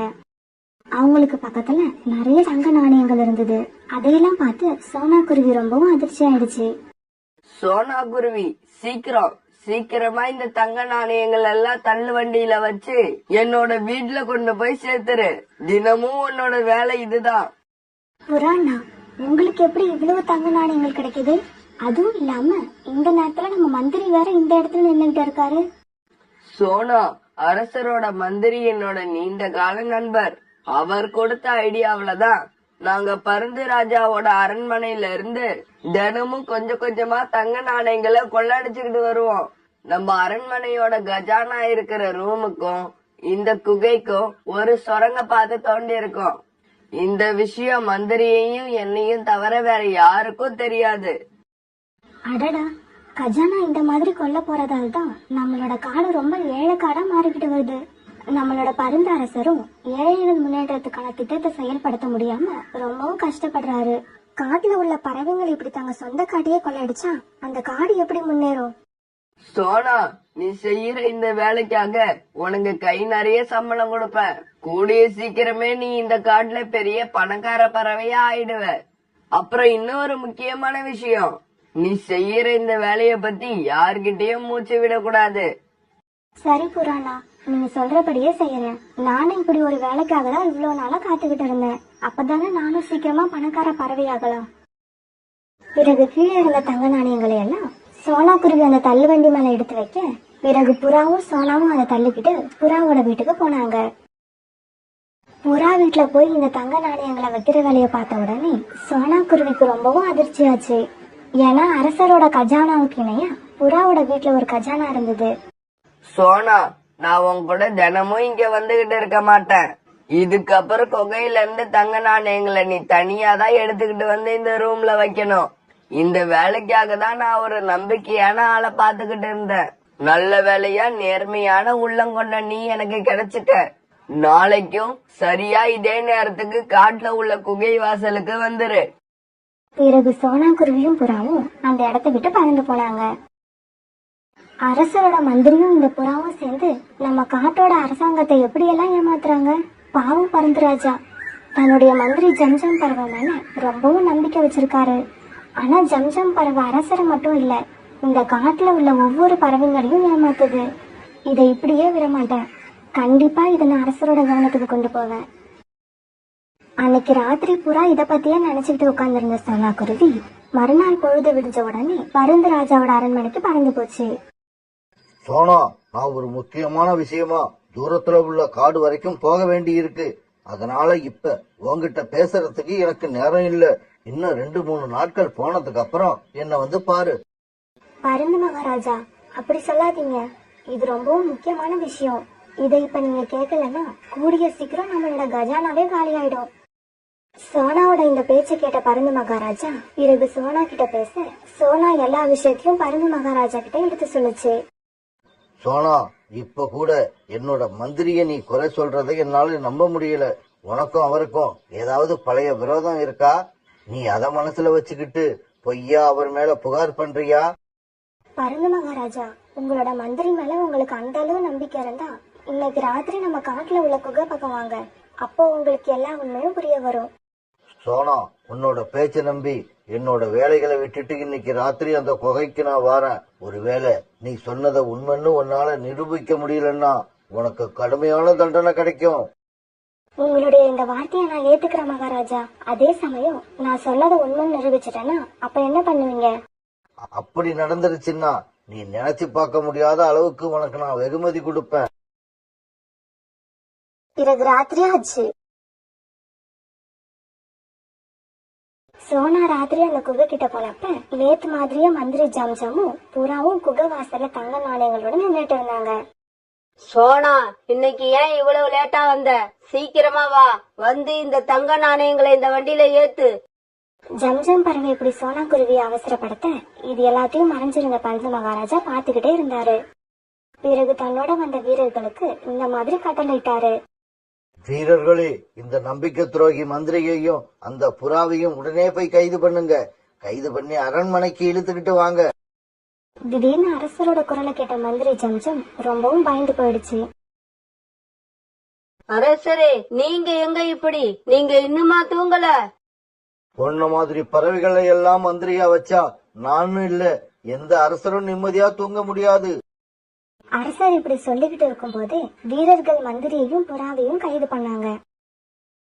பிறகு கைது பண்ண இவங்க 2 பேரையும் அரசர் பாதாள சிறையில அடைச்சாரு. அவங்க 2 பேரும் கண்ணீர் விட்டு கதறியும் அரசர் அவங்கள மன்னிக்கவே இல்லை. இந்த திருடர்கள் பத்தி துப்பு கொடுத்த சோனா குருவிக்கு அரசர் அந்த காட்டுல உள்ள நிறைய வயல்களை இலவசமா கொடுத்தாரு. அந்த வயல்கள்ல கடுமையா உழைச்ச சோனா குருவி அதுக்கப்புறம் தான் 2 குழந்தைங்களோட ரொம்ப வசதியாவும் சந்தோஷமாவும் வாழ்ந்து வந்தது. காலுக்காகவும் கோரிக்காகவும் பெரிய பணக்காரவங்க அவங்க வீட்டுல சோனா குருவி வேலை செஞ்சுக்கிட்டு இருந்தது. சோனா, டிஃபன் ரெடி ஆயிடுச்சா? ரெடி ஆயிட்டா சீக்கிரம் எடுத்துக்கிட்டு வா, நான் தோட்டத்துக்கு போக நேரம் ஆகுது. காலுக்காக இப்படி சொன்ன உடனே சோனா குருவி டிஃபன் எடுத்துக்கிட்டு ஆளுக்கு வந்துச்சு. டிஃபன் வந்த உடனே காலுக்காக அதை அவசர அவசரமா சாப்பிட்டது. கோரி, எனக்கு டைம் ஆகுது, நான் தோட்டத்துக்கு கிளம்புறேன். அப்புறம் உன்னோட தோழி யாரோ இன்னைக்கு வராங்கன்னு சொன்னல? ஆமா காலுஜி, அவ வர்றப்ப நீங்க வீட்ல இருந்தா நல்லா இருக்கும். ஆமா ஆமா, உன் தோழி வர்றப்ப நான் வீட்டுல இருந்தா உனக்கு நல்லா இருக்கும். ஆனா நம்ம தோட்டத்துல இருக்க மரங்களுக்கெல்லாம் நல்லா இருக்காது. எனக்கு இன்னைக்கு தோட்டத்துல நிறைய வேலை இருக்கு, நான் கிளம்புறேன். முடிஞ்சா இன்னைக்கு கொஞ்சம் சீக்கிரமா வரேன். இப்படி சொன்ன காலுக்காகவும் பிறகு தன்னோட தோட்டத்துக்கு பறந்து போச்சு. இப்படி தன்னோட தோட்டத்துக்கு போன காலுக்காகவும் அங்க உள்ள ஆப்பிள் மரங்களுக்கு தண்ணீர் ஊத்த ஆரம்பிச்சது. கோரி அக்கா, இன்னைக்கு என்ன ரொம்ப சந்தோஷமா இருக்கீங்க? என்ன விஷயம்? சோனா, நான் உங்ககிட்ட சொல்ல மறந்துட்டேன். இன்னைக்கு என்னோட பழைய தோழி ஒருத்தி என்ன சந்திக்க வரா. ரொம்ப நாள் கழிச்சு பாத்துக்க போறோமா, அதனாலதான் சந்தோஷமா இருக்கேன். அப்படியா கோரி அக்கா, 2 பேரும் ஒன்னா படிச்சீங்களா? ஒரே ஸ்கூல்ல தான் படிச்சோம். ஆனா அவ என்னை விட 2-3 வருஷம் ஜூனியர். அப்புறம் சோனா, இன்னைக்கு ஹாலுக்கு கொஞ்சம் மாப் போட்டு விட்டுரு. பாத்திரத்தை எல்லாம் கழுவி வச்சுட்டு இப்ப மாப் போட தான் ஹாலுக்கு வந்தேன். சோனா, என்னோட தோழி இங்க கொஞ்ச நாள் என் கூட இருப்பான்னு நினைக்கிறேன். சரி, அவ வர்றதுக்குள்ள நான் போய் அவளுக்கு ஏதாவது பழங்கள் வாங்கிட்டு வந்துடுறேன். நீங்க போய் பழங்களை வாங்கிட்டு வாங்க. நீங்க வரத்துக்குள்ள நான் இந்த ஹாலுக்கு மாப் போட்டு சுத்தமா வச்சிருக்கேன். சோனா இப்படி சொன்ன உடனே கோரிக்காவும் தன் தோழிக்காக பழங்களை வாங்க மார்க்கெட்டுக்கு பறந்து போச்சு. பிறகு சோனா குருவி அந்த ஆளுக்கு மாப் போட ஆரம்பிச்சது. பழங்களை வாங்க போன கோரிக்காகம் வரத்துக்கு முன்னாடி கோரிக்காகத்தோட தோழி சாவி வீட்டுக்கு வந்துருச்சு. தலையிலக்குள்ள கையில கேப்னு கோரிக்காகத்தோட தோழி சாவி பாக்குறதுக்கு ரொம்பவும் மாடர்னா இருந்தது. குருவி, நீ இந்த வீட்ல என்ன செய்யற? இது என்னோட தோழி கோரி வீடு தானே? இது உங்க தோழி கோரியக்கா வீடுதான். நான் உங்க வீட்டுல வேலை செய்யறேன். என்னோட தோழி கோரி அக்கா எங்க? என்ன வீட்ல இருந்து வரவேற்கிறத விட அப்படி என்ன முக்கியமான வேலை? சாவி மேடம், அவங்க உங்களுக்கு பழங்கள் வாங்கறதுக்காக தான் மார்க்கெட்டுக்கு போயிருக்காங்க. இதோ இப்ப வந்துருவாங்க. நீங்க என்ன சாப்பிடுறீங்க? ஹாட்டா வேணுமா இல்ல கூலா வேணுமா? எனக்கு கூலாவே ஏதாவது கொண்டு வந்து கொடு. சாவி இப்படி சொல்ல பிறகு சோனா குருவி ஃப்ரிட்ஜ்ல இருந்து கூல் ட்ரிங்க்ஸ கொண்டு வந்து கொடுத்தது. இதே சமயத்துல கோரிக்காவும் பழங்களை வாங்கிட்டு வீட்டுக்குள்ள வந்தது. ரொம்ப நாளைக்கு அப்புறம் பாத்துக்கிட்ட தோழிகள் 2 பேரும் ஒருத்தர் நெஞ்சோட அணைச்சுக்கிட்டாங்க. சாவி, நீ முன்ன விட இப்ப நல்லா ஷைனிங்கா அழகா இருக்க. உன்னோட முகத்தை பார்க்க பளிச்சுன்னு இருக்கு. இருக்க மாட்டேனா பின்ன? நான் தினமும் என்னோட கலர் மாறதுக்காக நிறைய கிரீம்களை யூஸ் பண்றேன். கோரியக்கா, உங்க ஹஸ்பண்ட் எங்க? நான் வந்ததுல இருந்து அவரை பார்க்கவே இல்ல. சாவி, உங்க மாமா ஆப்பிள் தோட்டத்துக்கு போயிருக்காரு. முடிஞ்சா சீக்கிரமா வாரன்னு சொல்லிட்டு தான் போனாரு. வேலை நிறைய இருக்கு போல இருக்கு, அதனாலதான் இன்னும் வரல. கோரியக்கா, உங்களுக்கு ஆப்பிள் தோட்டம் இருக்கா? என்னடி சாவி இப்படி கேட்டுட்ட? எங்களுக்கு ஆப்பிள் தோட்டம் மட்டும் இல்ல, டீ எஸ்டேட்டும் இருக்கு. கோரியக்கா, எனக்கு ஏதாவது வேலை இருக்கா இல்ல நான் கிளம்பலாமா? நீ கிளம்பலாம் சோனா, உனக்கு இப்ப ஒன்னும் வேலை இல்ல. அப்புறம் போறப்ப கிச்சன்ல ஒரு ஹாட் பாக்ஸ்ல உணவு வச்சிருக்க, அத அப்படியே எடுத்துக்கிட்டு போய் நீயும் உன் பையனும் சாப்பிடுங்க. பிறகு சோனா குருவி கிச்சன்ல இருந்த அந்த ஹாட் பாக்ஸ் எடுத்துக்கிட்டு தன்னோட வீட்டுக்கு பறந்து போச்சு. அம்மா, இன்னைக்கு நீங்க வர்றதுக்கு என்ன இவ்வளவு லேட் ஆயிடுச்சு? நான் ரொம்பவும் பசியோட காத்திருக்கேன் தெரியுமா? குக்கு, இன்னைக்கு கோரியக்கா வீட்டுல ஒரு கெஸ்ட் வந்துட்டாங்க, அதனாலதான் கொஞ்சம் லேட் ஆயிடுச்சு. சரி வா, நம்ம 2 பேரும் சாப்பிடுவோம். இப்படி சொன்ன சோனா குருவி ஹாட் பாக்ஸ்ல இருந்த உணவை தன்னோட பையனுக்கு கொடுத்துட்டு தானும் சாப்பிட்டுச்சு. மறுநாள் பொழுது விடிஞ்சிச்சு. சாவி, நீ உங்க மாமா கூட பேசிக்கிட்டு இரு. நான் நதி வரைக்கும் போய் கொஞ்சம் தண்ணி குடிச்சிட்டு வந்துடுறேன். நான் வந்ததுக்கு அப்புறம் ஆப்பிள் தோட்டத்தை போய் சுத்தி பார்த்துட்டு வரலாம். இப்படி சொன்ன கோரிக்காகவும் பிறகு தண்ணீர் குடிக்க நதி பக்கம் மறந்து போச்சு. மாமா, இந்த சீசன்ல தான் ஆப்பிள் காய்க்கும்னு கேள்விப்பட்டிருக்கேன். உங்க தோட்டத்துல உள்ள மரங்கள்ல ஆப்பிள் காய்ச்சி இருக்கா? நம்ம தோட்டத்துல உள்ள ஆப்பிள்கள் எல்லாம் ரொம்ப ருசியா இருக்கும். தூரம் தூரமா உள்ள காட்டுல உள்ளவங்க எல்லாம் நம்ம தோட்டத்துல உள்ள ஆப்பிளை வாங்கறதுக்காக அடிக்கடி இங்க வருவாங்க. அப்படின்னா உங்களோட டீ எஸ்டேட்டும் பார்க்கறதுக்கு ரொம்பவும் அழகா இருக்கும்னு சொல்லுங்க. அத ஏன் கேக்குறீங்க? நம்ம டீ எஸ்டேட்டுக்கு நீங்க ஒரு தடவை வந்தா திரும்ப வீட்டுக்கு வர்றதுக்கு மனசே இருக்காது. டீ எஸ்டேட் அந்த அளவுக்கு குளுமையா இருக்கும். ஆமா, நீங்க எத்தனை நாள் இங்க இருக்கலாம்னு வந்திருக்கீங்க? கொஞ்ச நாள் இருந்துட்டு திரும்பி போலான்னு தான் நினைச்சு இங்க வந்தேன். ஆனா இங்க வந்ததுக்கு அப்புறம் இங்கேயே இருந்துடலாம் போல தோணுது. அப்படியா? தாராளமா இருங்க. இது உங்க வீடு மாதிரி. உங்களுக்கு என்ன வசதி வேணுமோ என்ன கேளுங்க, நான் செஞ்சு தரேன். காலுக்காகவும் கூட இப்படி பேசிக்கிட்டு இருந்த சாவி பக்கத்துல கூட்டிக்கிட்டு இருந்த சோனாவை பாத்துடுச்சு. ஏய் குருவி, நீ இந்த ரூமை சுத்தம் பண்ணது போதும். கிச்சன்ல போய் அங்க ஏதாவது வேலை இருந்தா பாரு. சாவி இப்படி சொல்ல சோனா குருவி அங்கிருந்து கிச்சனுக்கு பறந்து வந்துருச்சு. மாமா, நான் உங்க ஆப்பிள் தோட்டத்துக்கு வந்த உடனே எனக்கு அங்க ஒரு ஊஞ்சல் கட்டி தரீங்களா? எனக்கு ஊஞ்சல் ஆடணும் போல ரொம்ப ஆசையா இருக்கு. ஊஞ்சல் தானே, இது ஒரு விஷயமா? உங்களுக்கு ஊஞ்சல்ல உட்கார்ந்து ஆடுறது ரொம்ப பிடிக்கும்னு நினைக்கிறேன். அதனாலதான் இப்படி கேக்குறீங்க. ஆனா பாருங்க, கோரிக்கு ஊஞ்சலை பார்த்தாலே பயம். அதுல உட்கார்ந்து ஆடுனா உடனே வாந்தி எடுத்துருவா. கோரி அக்கா தான் கிழவி ஆயிட்டாங்கல்ல, அவங்களுக்கெல்லாம் அப்படிதான் இருக்கும். ஊஞ்சல் ஆடுறதெல்லாம் அவங்களுக்கு பிடிக்காது. இது கேட்ட காலுக்காகவும் ரொம்பவும் சந்தோஷமா சிரிச்சது. காலுக்காகவும் சாமியும் இப்படி பேசுறது எல்லாம் கிச்சன்ல வேலை செஞ்சுக்கிட்டு இருந்த சோனா குருவி கேட்டுக்கிட்டு இருந்தது. கோரிக்காகத்தோட தோழி சாவி காலுக்காகத்துக்கிட்ட இப்படி பேசுறது எல்லாம் சோனா குருவிக்கு கொஞ்சம் கூட பிடிக்கவே இல்லை. என்ன இது, கோரி அக்காவோட தோழி இப்படி இருக்காங்க? காலண்ணா கிட்டே கோரி அக்காவை பத்தி கிழவி அது இதுன்னு பேசுறாங்க. காலண்ணனும் கொஞ்சம் கூட விவசாயே இல்லாம சிரிச்சுக்கிட்டு நிக்கிறாங்க. பிறகு கொஞ்ச நேரம் கழிச்சு நதிக்கரைக்கு போயிருந்த கோரிக்காகவும் வீட்டுக்கு வர எல்லாரும் வீட்டுல இருந்து கிளம்பி ஆப்பிள் தோட்டத்துக்கு வந்தாங்க. ஆப்பிள் தோட்டத்துக்கு வந்த சாவிக்காகத்துக்கு சந்தோஷம் தாங்கல. இந்த மரத்துல கொஞ்ச நேரம், அந்த மரத்துல கொஞ்ச நேரம், இப்படி ஒவ்வொரு மரத்துக்கும் தாவி குதிச்சுக்கிட்டு ரொம்ப சந்தோஷமா இருந்தது. மாமா, உங்க தோட்டத்து ஆப்பிள் ரொம்பவும் சுவையா இருக்கு. சாவி, உன்னோட வயிறு நிறையிற வரைக்கும் எவ்வளவு வேணாலும் சாப்பிடு. பிறகு கொஞ்ச நேரம் கழிச்சு காலுக்காகவும் கோரிக்காகத்தோட தோழி சாவிக்காகத்துக்கு ஒரு ஊஞ்சல் கட்டி கொடுத்தது. பிறகு ரொம்ப நேரமா அந்த ஊஞ்சல்ல சாவிக்காகவும் ஆடிக்கிட்டே இருந்தது. காலுக்காகவும் ஊஞ்சலுக்கு பின்னால நின்னுகிட்டு ஊஞ்சலை ஆட்டி விட்டுக்கிட்டு இருந்தது. சாவி, இந்த ஊஞ்சல்ல ஆடுனாலே எனக்கு மயக்கம் வர மாதிரி ஆயிடும். கோரி, உன்னோட தோழிய பாரு, எவ்வளவு தைரியமா இருக்காங்கன்னு. இன்னும் வேகமா ஆட்டி விட்டா கூட அவங்க பயப்படாம ஆடுவாங்க. ஆமா மாமா, இந்த வேகம் பத்தாது, இன்னும் வேகமா ஆட்டுங்க. பிறகு கொஞ்ச நேரம் இவங்க 3 பேரும் ஆப்பிள் தோட்டத்துல இப்படி ஜாலியா விளையாண்டுகிட்டு இருந்தாங்க. சரி கோரி அக்கா, நாம டீ எஸ்டேட்டுக்கு போகலாம். இங்கேயே இவ்வளவு நேரம் ஆயிடுச்சு.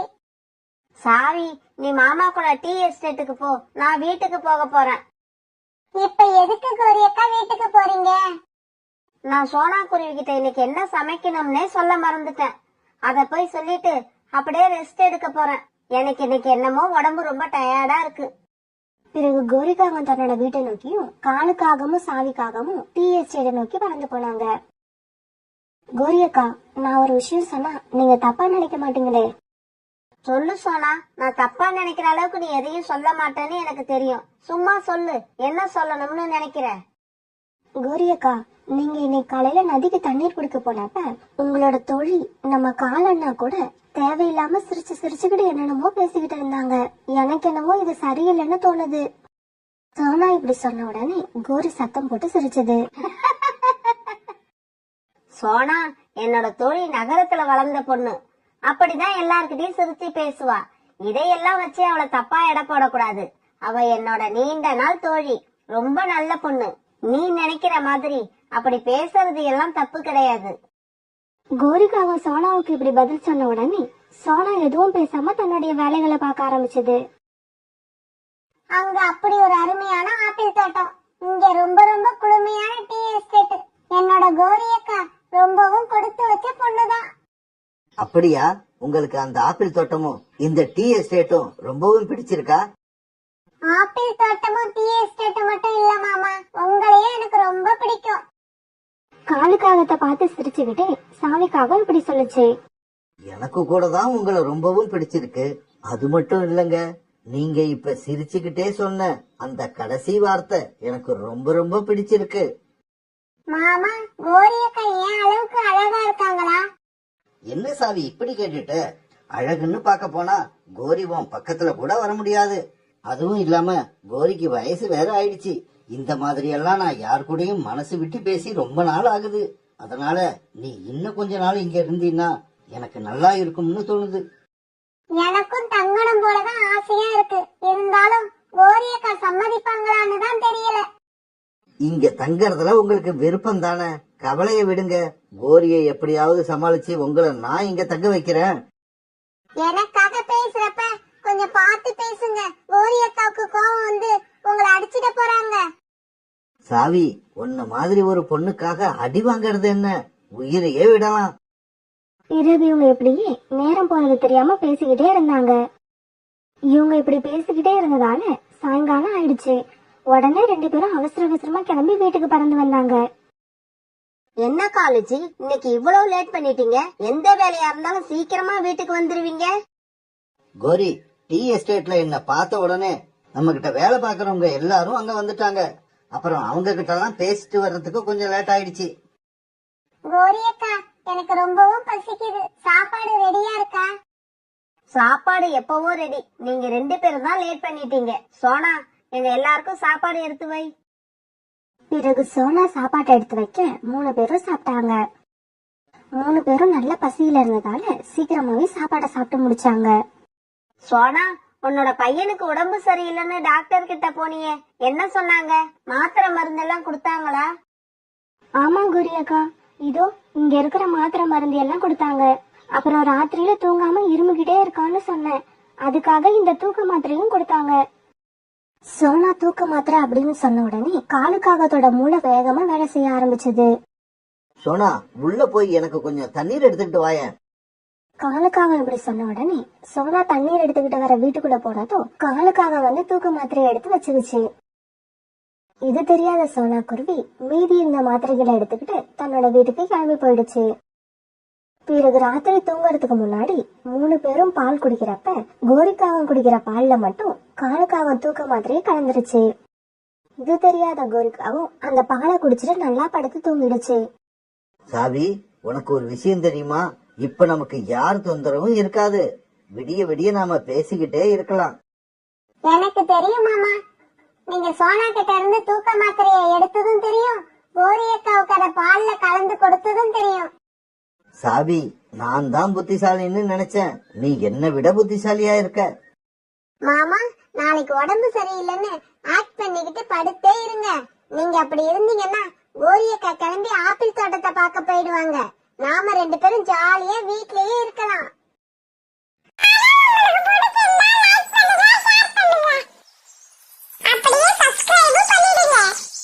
அம்மா, டாக்டர் தூக்க மாத்திரை குடுக்கறேன்னு சொல்லிருப்பாரு.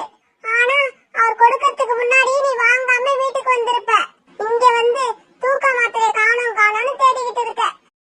இல்லடா குக்கு, எனக்கு நல்லா ஞாபகம் இருக்கு. டாக்டர் தூக்க மாத்திரை கொடுத்தாரு, நான் அதை எடுத்துக்கிட்டு வந்தேன். காலண்டா கேட்டப்ப கூட அந்த மாத்திரையை நான் எடுத்து காமிச்சது எனக்கு நல்லா ஞாபகம் இருக்கு. மறுநாள் பொழுது விடிஞ்சிச்சு. காலுக்காகவும் சாவிக்காகவும் சீக்கிரமாவே எழுந்திரிச்சிட்டாங்க. ஆனா கோரி மட்டும் இன்னும் தூங்கிக்கிட்டே இருந்தது. மாமா, என்ன இன்னும் கோரி அக்கா தூங்கிக்கிட்டே இருக்காங்க? மறந்துட்டியா சாவி? இப்ப கோரி அக்கா அவங்களா தூங்கல, நாம போட்ட தூக்க மாத்திரை தூங்க வைக்குது. சரி சரி, நீங்க உடம்பு சரியில்லாத மாதிரி படுத்து தூங்குங்க. நான் கோரி அக்காவை எழுப்பி விட்டு ஆப்பிள் தோட்டத்துக்கு அனுப்பி வைக்கிறேன். சாவிக்காகம் இப்படி சொல்லிட்டு கோரிக்காகத்தை எழுப்பி விட்டுச்சு. கோரி அக்கா எழுந்திருங்க. என்ன இவ்வளவு நேரம் தூங்குறீங்க? சாவியோட குரலை கேட்ட கோரிக்காகும் அவசர அவசரமா எழுந்திருச்சுச்சு. சாவி என்னன்னே தெரியல, எனக்கு இன்னைக்கு இப்படி ஒரு தூக்கம் வந்துருச்சு. என்ன இது, காலேஜியும் இன்னும் எந்திரிக்கல. கோரியக்கா, மாமா உடம்பு சரியில்லை. நீங்க எழுந்திருச்சா ஆப்பிள் தோட்டத்தை பார்க்க இன்னைக்கு உங்களை போக சொன்னாங்க. அப்படியா, சரி சரி, இன்னைக்கு அவங்க வீட்லயே ரெஸ்ட் எடுக்கட்டும். சாவி நீ கிளம்பு, நாம 2 பேரும் ஆப்பிள் தோட்டத்துக்கு போயிட்டு வருவோம். கோரியக்கா, இன்னைக்கு என்னமோ காலையில எழுந்ததுல இருந்து எனக்கும் தலைவலி அதிகமா இருக்கு. இன்னைக்கு என்னால எங்கேயும் வெளியில கிளம்ப முடியாது. சாவி, அப்படின்னா நீயும் படுத்து இன்னைக்கு நல்லா ரெஸ்ட் எடு. நான் மட்டும் ஆப்பிள் தோட்டத்துக்கு போயிட்டு சீக்கிரமா வந்துடுறேன். சாவிக்காக இப்படி சொன்ன உடனே கோரிக்காக மட்டும் பிறகு ஆப்பிள் தோட்டத்தை பார்க்கறதுக்காக பறந்து போச்சு. மாமா, நானும் தலைவலின்னு சொல்லிட்டு இன்னைக்கு வீட்லயே இருக்கேன். கோரியக்காவுக்கு எங்க நம்ம மேல சந்தேகம் வந்துருமோன்னு பயமா இருக்கு. சாவி, கோரி என் மேலையும் ஓ மேலையும் ரொம்ப நம்பிக்கை வச்சிருக்கா. அந்த நம்பிக்கையை அஸ்திவாரமா வச்சுதான் அது மேல நாம காதல் கோட்டையை கட்ட போறோம். காலுக்காக இப்படி சொன்ன உடனே சாவிக்காக வெக்கப்பட்டுக்கிட்டு திரும்பி நின்னுடுச்சு. காதல் கோட்டை மட்டும் தான் கட்டுவீங்களா, இல்ல என்ன கல்யாணமும் பண்ணிப்பீங்களா? நம்ம கல்யாணத்துக்கு இப்ப இடைஞ்சலா இருக்கிற ஒரே பிரச்சனை கோரி மட்டும்தான். அந்த பிரச்சனையை தீர்த்துட்டா அதுக்கப்புறம் நமக்கு கல்யாணம் தான். இவங்க பேசுனது எல்லாத்தையும் கிச்சன்ல வேலை செய்யற சோனா குருவி கேட்டுக்கிட்டே இருந்தது.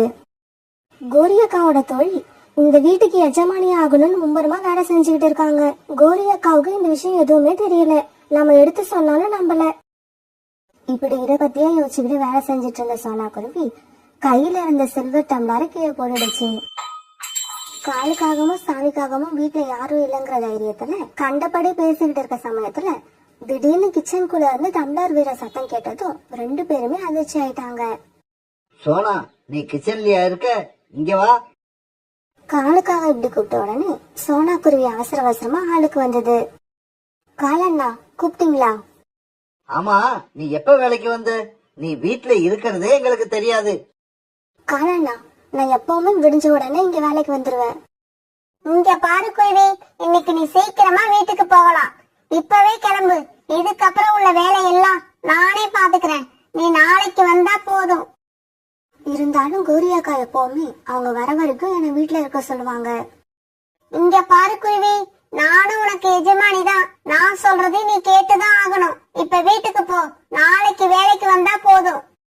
சாவிக்காக இப்படி சொன்னதும் சோனா குருவி எதுவுமே பேசாம வீட்டை விட்டு கிளம்பி வந்துருச்சு. கோரியக்காவோட தோழி கோரியக்காவுக்கு எதிராக இவ்வளவு பெரிய சதி பண்ணிக்கிட்டு இருக்கா. ஆனா கோரியக்காவ மேல ரொம்ப நம்பிக்கை வச்சிருக்காங்க.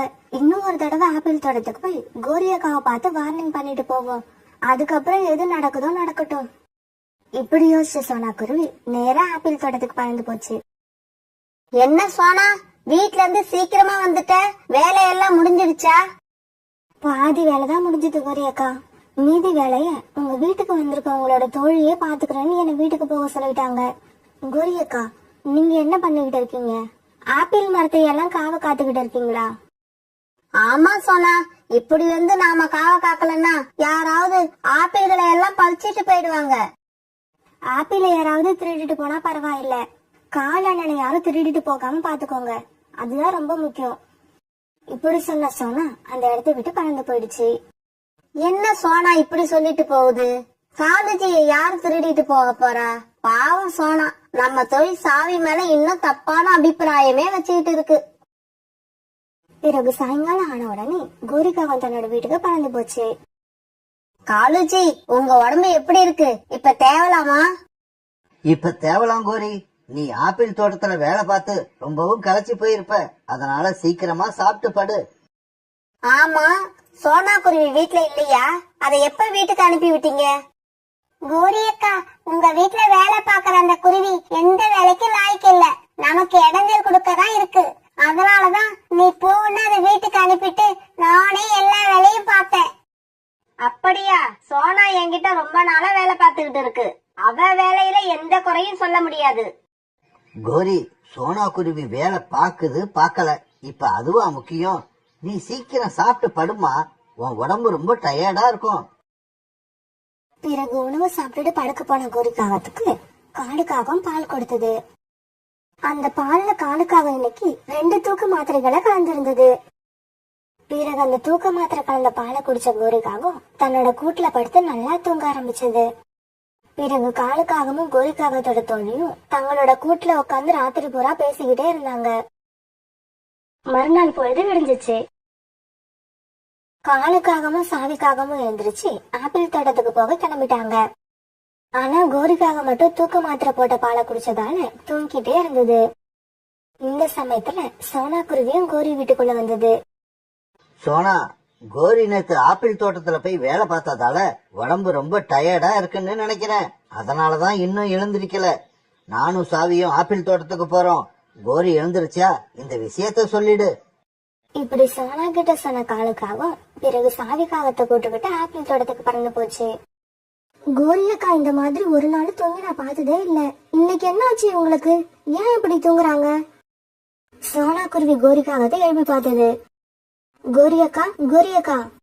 சோனா குருவி எப்படி எழுப்பியும் கோரிக்காக எழுந்திருக்கிற மாதிரியே இல்ல. பிறகு சோனா குருவி தன்னுடைய வேலைகளை பார்க்கலாம்னு நினைக்க ஆரம்பிச்ச சமயத்துல கீழே கடந்த ஒரு மாத்திரை அட்டையை பார்த்தது. இது நம்ம குக்குக்கு டாக்டர் கொடுத்த தூக்க மாத்திரை ஆச்சு. அன்னைக்கு நாம இதை எங்கேயே விட்டுட்டு போயிட்டோம் போல இருக்கு. அப்படி இருந்தாலும் இதுல 3 மாத்திரை குறையுது. இந்த மாத்திரைகளை யார் சாப்பிட்டு இருப்பா? இப்படி யோசிச்சுக்கிட்டு சோனா குருவி கிச்சனுக்குள்ள போய் தன்னுடைய வேலைகளை பார்க்க ஆரம்பிச்சது. அன்னைக்கு மதியானம் ஆயிடுச்சு. மதியானம் வரைக்கும் தூங்கிட்டே இருந்த கோரிக்காகவும் அப்பதான் தூக்கம் கலைஞ்சு எழுந்திருச்சுச்சு. சோனா, காலுஜியும் என் தோழி சாவியும் எங்க போயிருக்காங்க? கோரியக்கா, காலையிலேயே அவங்க 2 பேரும் ஆப்பிள் தோட்டத்துக்கு போயிட்டாங்க. உங்களை எழுப்பி பார்த்தாங்க. நீங்க தான் எழுந்திருக்கல. இப்ப மதியானம் ஆயிடுச்சு. இப்பதான் எழுந்திரிச்சிருக்கீங்க. என்னது, மதியம் ஆயிடுச்சா? சோனா, நான் எப்படி இவ்வளவு நேரம் தூங்குனேன்? நான் தூங்குனத நினைச்சா எனக்கே ஆச்சரியமா இருக்கு. தூக்க மாத்திரைய போட்டுக்கிட்டு படுத்த மாதிரி அப்படி ஒரு தூக்கம். கோரிக்காவன் தூக்க மாத்திரங்கிற வார்த்தையை சொன்ன உடனே சோனா குருவியால என்ன நடந்திருக்கும்னு ஓரளவு யோகிக்க முடிஞ்சது. கோரியக்காவுக்கு குக்குவோட தூக்க மாத்திரை எடுத்து வச்சு யாரோ பால்ல கலந்து கொடுத்திருக்கணும்.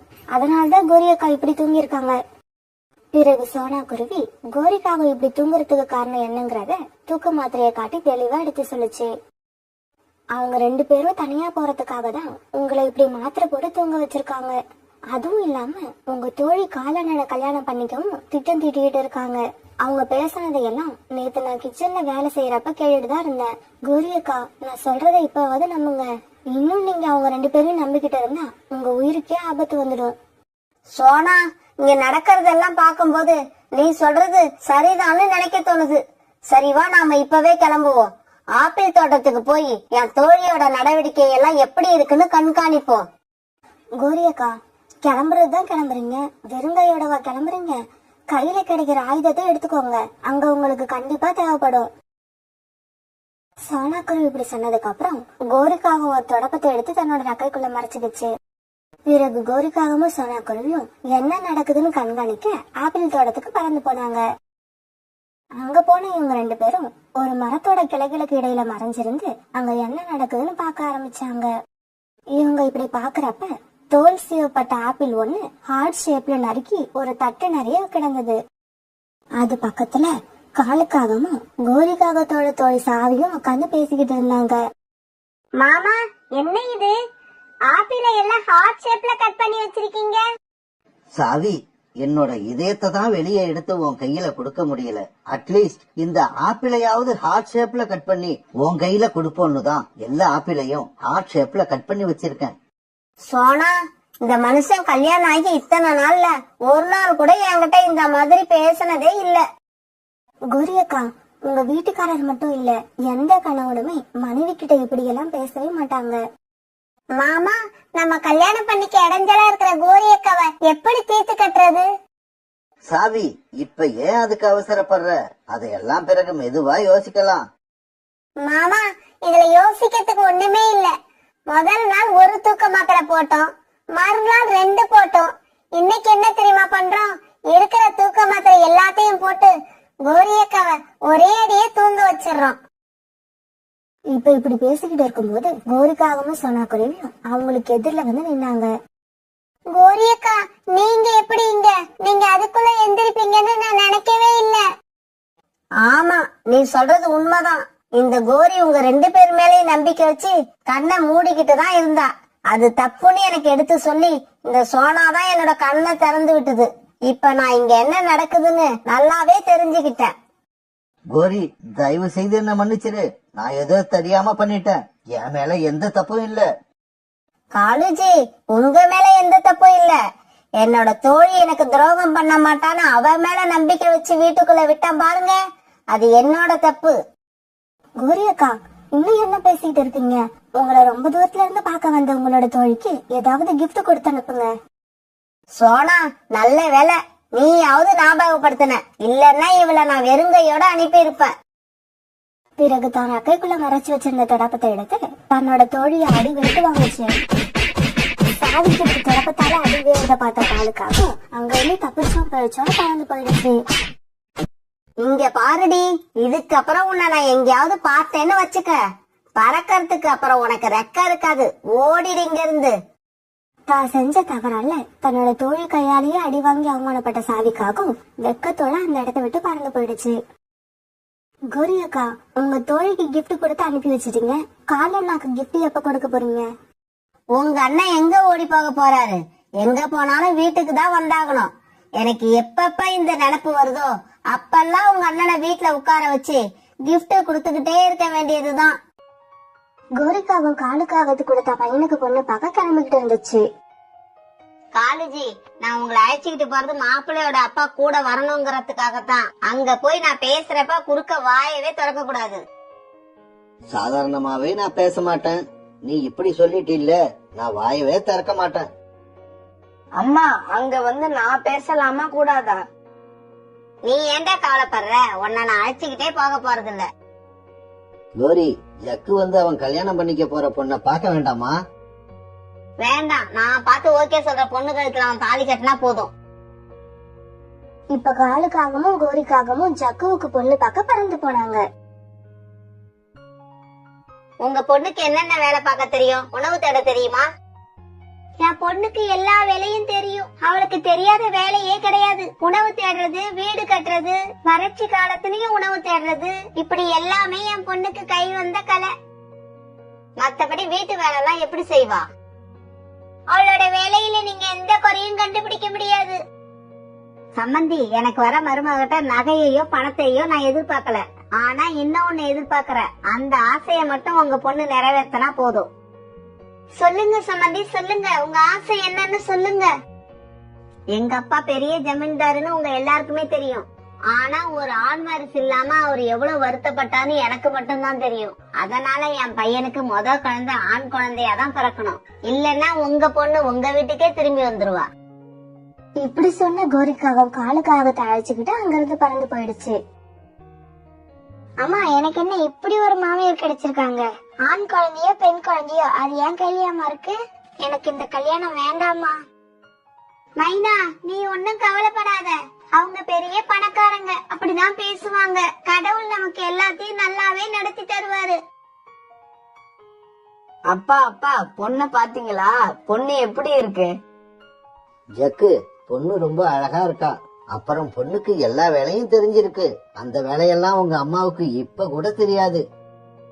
காலேஜி, வாய கொஞ்சம் மூடுறீங்களா? ஜக்குவுக்கு பொண்ணு எடுக்கிற குடும்பம் ஒண்ணுமே இல்லாத குடும்பம். இருந்தாலும் எதுக்கு நான் அங்க இருந்து பொண்ணு எடுக்கிறேன்? அந்த மாதிரி குடும்பத்துல இருந்து பொண்ணு எடுத்தாதான் அவ எனக்கு அடங்கி நடப்பா.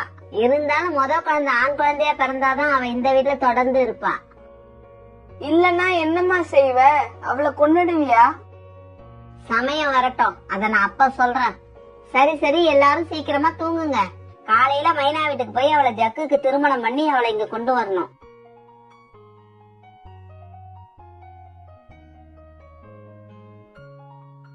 மறுநாள் கோரிக்காகவும் காலுக்காகவும் ஜக்குவை அழைச்சுக்கிட்டு மைனா வீட்டுக்கு போனாங்க. மைனாவை தான் பையன் ஜக்குவுக்கு கல்யாணம் பண்ணி வீட்டுக்கு அழைச்சுக்கிட்டு வந்த கோரி மருமக கிட்ட இப்படி சொல்லுச்சு. மைனா, இன்னைக்கு நீ புது பொண்ணு, அதனால நீ உணவு தேட இன்னைக்கு போக வேண்டாம், நாளையில இருந்து போகலாம். நாளையில இருந்து உணவு தேட நான் போகணுமா? ஏன் அத்தை? மாமா இருக்காரு, என் கணவர் இருக்காரு, அவங்க போக மாட்டாங்களா? என்னது? காலேஜியும் ஜக்கும் உனக்கு உணவு தேடி கொண்டு வந்து கொடுப்பாங்க? மகாராணி நீங்க வீட்ல உட்கார்ந்து சாப்பிடுவீங்களோ? இன்னொரு தடவை என் மகன் ஜக்கு உணவு தேடி உனக்கு கொண்டு வரணும்னு சொன்ன வாய கீச்சிடுவேன். கோவப்படாதீங்க அத்தை. எங்க வீட்ல எல்லாம் எங்க அப்பா தான் உணவு தேட போவாரு, அதனாலதான் அப்படி கேட்டேன். அம்மா, மைனா என்னோட மனைவி. அவளுக்கு போய் நான் உணவு தேடி எடுத்துக்கிட்டு வந்தா என்னம்மா தப்பு? தப்பு இல்லடா ஜக்கு, தப்பே இல்ல. உனக்கு நான் கல்யாணம் பண்ணி வச்சேன் பாரு, அதுதான் தப்பு. மைனா இயல்பாவே ரொம்ப நல்ல குணமுடையது. கோரிக்காக அது மேல என்னதான் வெறுப்ப காட்டினாலும் தன்னோட மாமியார் மேல அது ரொம்ப அன்பாதான் இருந்தது. அத்தை, இந்த பழங்களை எல்லாம் சாப்பிடுங்க. நான் உங்களுக்காகவே இதெல்லாம் தேடி கண்டுபிடிச்சு கொண்டு வந்தேன். என்ன பேசுற நீ? நீ சொல்றத பார்த்தா என்னவோ இதுக்கு முன்னாடி நாங்க இதெல்லாம் சாப்பிட்டதே இல்லங்கிற மாதிரி இருக்கு. உண்மைதான் கோரி, இந்த மாதிரி சுவையான பழங்களை பார்த்து ரொம்ப நாள் ஆகுதுதான். காலேஜி வாயை மூடிக்கிட்டு சாப்பிடுங்க. கோரிக்கு மருமகளை பாராட்ட மனசே வராது. மைனா என்ன செஞ்சாலும் அதுல ஒரு குறைய கண்டுபிடிச்சுக்கிட்டே இருக்கும். என்ன ஆரஞ்சு பழம் இது? ஒரே புளிப்பு, நல்லாவே இல்ல. என்ன கோரி, புளிப்புன்னு சொல்ற, ஆனா கொஞ்ச நேரத்துல 2 ஆரஞ்சு பழத்தை உள்ள தள்ளிட்ட. காலேஜி நீங்க சாப்பிடுறீங்களா இல்ல நான் எவ்வளவு சாப்பிடறேன்னு எண்ணிக்கிட்டு இருக்கீங்களா? இப்படியே சில நாட்கள் நகர்ந்துச்சு. இப்ப கோரிக்காகத்தோட மருமக மைனா முட்டையிட்டு 3 நாள் ஆகியிருந்துச்சு. முட்டைய பார்த்த காலு, மைனா, ஜக்கு இவங்க 3 பேரும் ரொம்ப சந்தோஷப்பட கோரி மட்டும் எதை பத்தியும் யோசிச்சுக்கிட்டே இருந்துச்சு. என் மருமகளுக்கு ஆண் குழந்தை பிறந்தா மட்டும்தான் எனக்கு சந்தோஷம். இந்த முட்டையை எடுத்துட்டு போய் ஸ்கேன் பண்ணி பார்த்தாதான் இது என்ன குழந்தைன்னு நாம கண்டுபிடிக்கலாம். இந்த உண்மையை சொன்னா மைனாவும் ஜக்குவும் முட்டைய கொடுக்க மாட்டாங்க. இப்ப என்ன சொல்லி இவங்க கிட்ட இருந்து முட்டைய வாங்கிட்டு போறது? கோரி, மைனா முட்டையிட்டதுல இருந்து நாங்கெல்லாம் ரொம்ப சந்தோஷமா இருக்கோம். ஆனா நீ மட்டும் ஏதோ யோசனையாவே இருக்க. நீங்க வேற. மைனா முட்டையிட்டதுக்கு அப்புறம் தான் நான் சந்தோஷமாவே இருக்கேன். அப்புறம் இந்த முட்டைய ஒரு தடவை ஸ்கேன் பண்ணி பாத்துட்டேன்னா இன்னும் சந்தோஷமா இருப்பேன். அத்தை, என் முட்டைய நான் கொடுக்க மாட்டேன். ஒருவேளை இந்த முட்டையில பெண் குழந்தை இருந்தா நீங்க இந்த முட்டையை அழிச்சிருவீங்க. அத்தை பிளீஸ், ஸ்கேன் பண்ண வேண்டாம். எந்த குழந்தை பிறந்தாலும் நம்ம அதை சந்தோஷமா ஏத்துப்போம். மண்டு மண்டு, நீ நினைக்கிற மாதிரி இல்லடி. நான் உன் முட்டையை எடுத்துட்டு போய் ஆனா பொண்ணான்னு ஸ்கேன் பண்ணி பாக்க போறது இல்ல. வேற எதுக்குமா கேக்குற? ஜக்கு, என் ஃப்ரெண்டோட மருமகளுக்கு போன வாரம் குழந்தை பிறந்தது. பாவம், அந்த குழந்தைக்கு ரெக்கையில வளர்ச்சியே இல்ல. டாக்டர் இனிமே அந்த குழந்தைக்கு ரெக்கை வளரவே வளராதுன்னு சொல்லிட்டாங்க. அத்தை, இப்ப அந்த குழந்தை எப்படி இருக்கு? எப்படி இருக்கும்? அங்கேயும் எங்கேயும் தத்தி தத்தி போயிட்டு இருக்கு. அத பார்த்து அவங்க அம்மாவும் அப்பாவும் தினமும் அழுதுகிட்டு இருக்காங்க. அந்த குழந்தை முட்டையில இருக்கும் போதே ஸ்கேன் பண்ணியிருந்தா டாக்டர் அந்த குறைய கண்டுபிடிச்சு அதுக்கு தக்க மருந்து கொடுத்து ரெக்கைய வளர வச்சிருப்பாங்க. இதையெல்லாம் எனக்கு பருந்து டாக்டர் தான் சொன்னாங்க. அதனாலதான் நான் மைனா முட்டையை எடுத்துட்டு போய் ஸ்கேன் பண்ணி பாக்கலாம்னு ஆசைப்படுறேன். கோரியோட பேச்சு உண்மை மாதிரியே இருந்ததால காலு, மைனா, ஜக்கு இவங்க 3 பேருமே அதை நம்பிட்டாங்க. கோரி, அப்ப உனக்கு பெண் குழந்தை பிறந்தாலும் சந்தோஷம் தானா? மனதார ஏத்துப்பியா? அதை அழிக்கணும்னு நினைக்க மாட்டிய? கண்டிப்பா. மைனாவுக்கு இப்ப எந்த குழந்தை பிறந்தாலும் நான் ஏத்துப்பேன். ஆனா குழந்தை எந்த குறையும் இல்லாம இருந்தா அதுவே எனக்கு போதும். இதை கேட்ட ஜக்குவும் மைனாவும் ரொம்ப சந்தோஷப்பட்டாங்க. அம்மா, இப்ப நீங்க எங்களோட முட்டையை தாராளமா எடுத்துக்கிட்டு போலாம். எடுத்துக்கிட்டு போய் ஸ்கேன் பண்ணி குழந்தையோட வளர்ச்சி எப்படி இருக்குன்னு தெரிஞ்சுக்கிட்டு வாங்க. மைனா, உனக்கும் சம்பந்தம் தானே? தாராளமா அத்தை என் முட்டையை எடுத்துக்கிட்டு போகட்டும். அப்படியே அத்தை கூட நானும் போயிட்டு வரேன். மைனா, நீ முட்டையிட்டு 2 நாள் தான் ஆகுது. உனக்கு உடம்பெல்லாம் ரொம்ப டயர்டா இருக்கும். அதனால நீ சாப்பிட்டுட்டு நல்லா ரெஸ்ட் எடு. அத்தையே தனியா போயிட்டு வந்துடுறேன். இப்படி சொன்ன கோரி முட்டையை எடுத்துக்கிட்டு டாக்டர் கிட்ட பறந்து போச்சு. கோரி, முட்டையை எடுத்துட்டு வந்திருக்க, எதுக்காக? டாக்டர், இந்த முட்டையை ஸ்கேன் பண்ணி பார்க்கணும். இந்த முட்டை யாருது? அவங்களையும் அழிச்சிட்டு வாங்க, அப்பதான் ஸ்கேன் பண்ண முடியும். டாக்டர், இது என் மருமக இட்ட முட்டை தான். அவளுக்கு டயர்டா இருக்குன்னு படுத்திருக்கா, அதனால நான் எடுத்துட்டு வந்தேன். அப்படியா? சரி சரி. கருவோட வளர்ச்சி எப்படி இருக்குன்னு மட்டும்தான் என்னால சொல்ல முடியும். அது ஆனா பண்ணான்னு சொல்லக்கூடாதுன்னு காட்டு அரசாங்கம் எங்களுக்கு உத்தரவு போட்டு இருக்கு.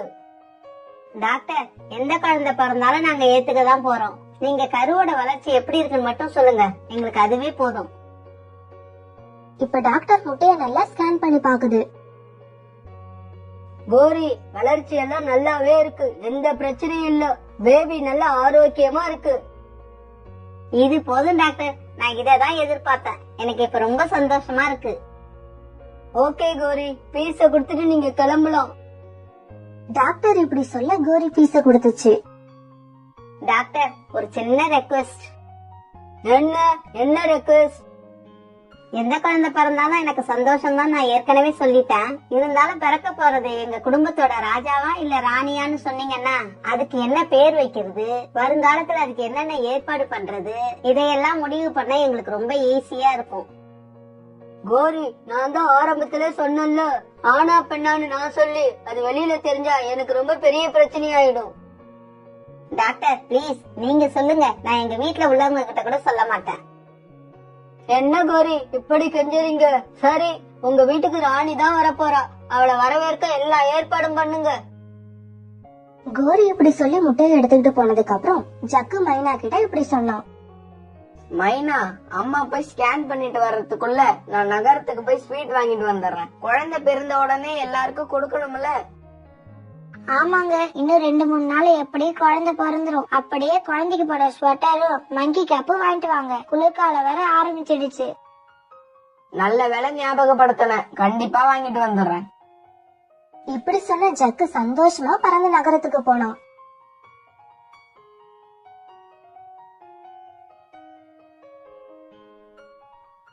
கிளினிக்ல இருந்து முட்டையை எடுத்துக்கிட்டு வந்து ஒரு மரத்துல உட்கார்ந்த கோரி இறுக்கமான மனசோடயே இருந்தது. இந்த முட்டைய வீட்டுல இருந்து எடுத்துட்டு வர்றதுக்கும் இதுல இருக்கிறது ஆனா பொண்ணான்னு கேட்டு தெரிஞ்சுக்கவும் எவ்வளவு போய் சொன்னேன், எப்படி எல்லாம் கஷ்டப்பட்டேன். கடைசியில என்னடானா என்ன அவமானப்படுத்துறதுக்காக இதுக்குள்ள ஒரு பெண் குழந்தை இருக்கு, இது எனக்கு தேவையே இல்ல. இப்படி பைத்தியம் பிடிச்ச மாதிரி கத்தன கோரிக்காவும் தன் காலால முட்டையை எட்டி உதைக்க அது மரத்துல கீழே வந்து உடைஞ்சு போச்சு. இப்ப ஸ்வீட்டும் ஸ்வெட்டரும் அவன் நகரத்துக்கு போன ஜக்கு திரும்பி வந்துட்டான். மைனா, இங்க பாரு, இனிப்பு, ஸ்வெட்டர், மங்கி கேப், இப்படி நீ சொன்ன எல்லாமே வாங்கிட்டு வந்துட்டேன். இதெல்லாம் இருக்கட்டுங்க, முட்டையை எடுத்துட்டு போன அத்தை ஏங்க இன்னும் வரல? நேரம் ஆக ஆக எனக்கு என்னவோ பயமா இருக்குது. மைனா, பயப்படாத, ஸ்கேன் பண்ணி பார்க்க கொஞ்சம் நேரம் தான் ஆகும். அம்மா இந்நேரம் வந்துகிட்டு இருப்பாங்க.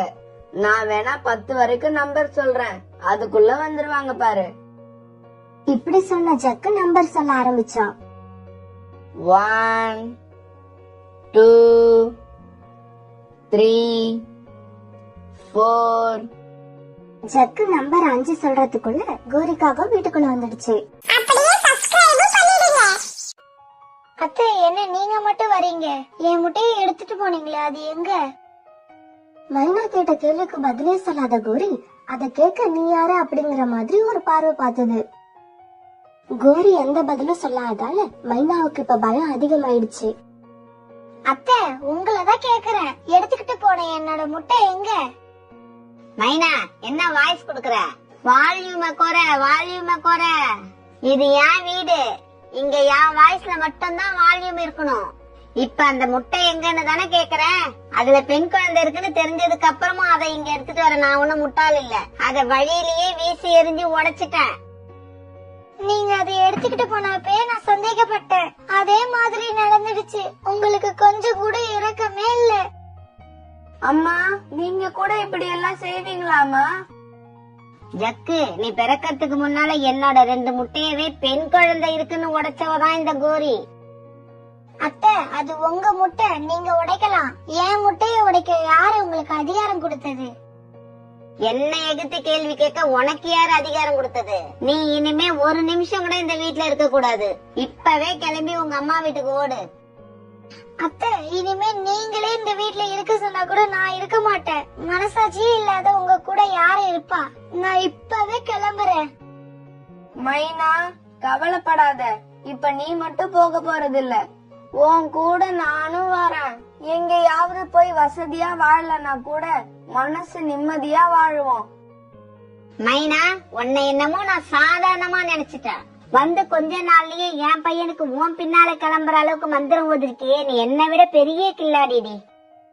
கோரி இப்படி சொல்ல அத காதுலயே வாங்காம ஜக்குவும் மைனாவும் வீட்டை விட்டு பறந்து போனாங்க. மைனா பின்னால தான் பையன் ஜக்கு போனது கோரிக்கு பெரிய அதிர்ச்சியா இருந்தது. ஜக்கு அவன் பின்னால போகாதுன்னு கோரி சொல்ல நினைச்சாலும் அது மனசுல தாந்தாங்கிற ஈகோவால எதுவுமே பேசாம நின்னுகிட்டு இருந்துச்சு. ஜக்குவும் மைனாவும் வீட்டை விட்டு போன கொஞ்ச நேரத்துக்கு அப்புறம் காலுக்காக தன்னோட வீட்டுக்கு வந்துச்சு. கோரி, ஜக்குவும் மைனாவும் எங்க? நமக்கு வந்த மருமக நம்ம மகனை மந்திரம் ஓதி வீட்டை விட்டே இழுத்துக்கிட்டு போயிட்டா. அவங்க வீட்டை விட்டு போற அளவுக்கு என்னதான் நடந்தது? முட்டையில பெண் குழந்தை இருக்குன்னு தெரிஞ்சுக்கிட்டு அதை நான் உடைச்சேன் பாருங்க. அதை நம்ம மருமகளால தாங்க முடியலையா. நம்ம பையனையும் கூட இழுத்துக்கிட்டு வீட்டை விட்டு கிளம்பிட்டா. கோரி, நீ என்னதான் சொன்னாலும் அவங்க முட்டைய நீ உடைச்சது தப்புதான். இப்ப பாரு, ஜக்கு இந்த வீட்டுல இல்ல. ஜக்கு இல்லாத வீட்டை என்னால நினைச்சு கூட பார்க்க முடியல. அட என்னங்க நீங்க, ஜக்குவும் இப்படி அவன் பின்னால போவான்னு நான் நினைக்கவே இல்லங்க. அவனும் இப்படி போவான்னு எனக்கு தெரிஞ்சிருந்ததுன்னா முட்டைய உடைச்சிருக்க மாட்டியா? இல்லங்க, அவனுக்கு கல்யாணமே பண்ணி இருக்க மாட்டான். வீட்டை விட்டு வெளியில போன ஜக்குவும் மைனாவும் ஒரு மரத்துல போய் உட்கார்ந்தாங்க. ஜக்கு, எந்த அம்மாவும் செய்யக்கூடாத காரியத்தை என் அத்தை செஞ்சுட்டாங்க. அவங்கள இப்பன்னு இல்ல, எப்பவுமே நான் மன்னிக்க மாட்டேன். மைனா, அழாத மைனா. நான் இது வரைக்கும் எங்க அம்மாவை எதிர்த்து கூட பேசினதே இல்ல. ஆனா இன்னைக்கு உனக்காக வீட்டை விட்டே வெளியில வந்துட்டேன். ஏன்னா எங்க அம்மா செஞ்சது தப்புன்னு எனக்கும் மனசுல படுது. ஜக்கு, நீங்க மட்டும் என் கூட வரலனா நான் ரொம்பவே கஷ்டப்பட்டிருப்பேன். எங்கேயாவது விழுந்து செத்து போயிருப்பேன். மைனா, இப்ப ஏன் இப்படி எல்லாம் பேசுற? வீட்டை விட்டு வந்துட்டோம். இப்ப நாம தங்கறதுக்கு நமக்குன்னு ஒரு வீட்டை கட்டுவோம். அந்த வீட்டுல நாம 2 பேர் தான் தங்க போறோம். கடவுள் உனக்கு மறுபடி அம்மாவாக சந்தர்ப்பம் கொடுப்பாரு. ஆனா அப்ப பிறக்க போற குழந்தை ஆனா பெண்ணான்னு நம்ம 2 பேருமே கவலைப்பட போறது இல்ல. எந்த குழந்தையா இருந்தாலும் சந்தோஷமா ஏத்துக்க போறோம். ஜக்கு இப்படி சொன்னதுக்கு அப்புறம் தான் மைனா கண்ணுல இருந்து வர தண்ணி நின்னுது. ஜக்கு, நீங்க பேசினது கேட்கும் போது எனக்கு சந்தோஷமா இருக்கு. வாங்க, தேவையான பொருட்களை கொண்டு வந்து வீடு கட்ட ஆரம்பிப்போம்.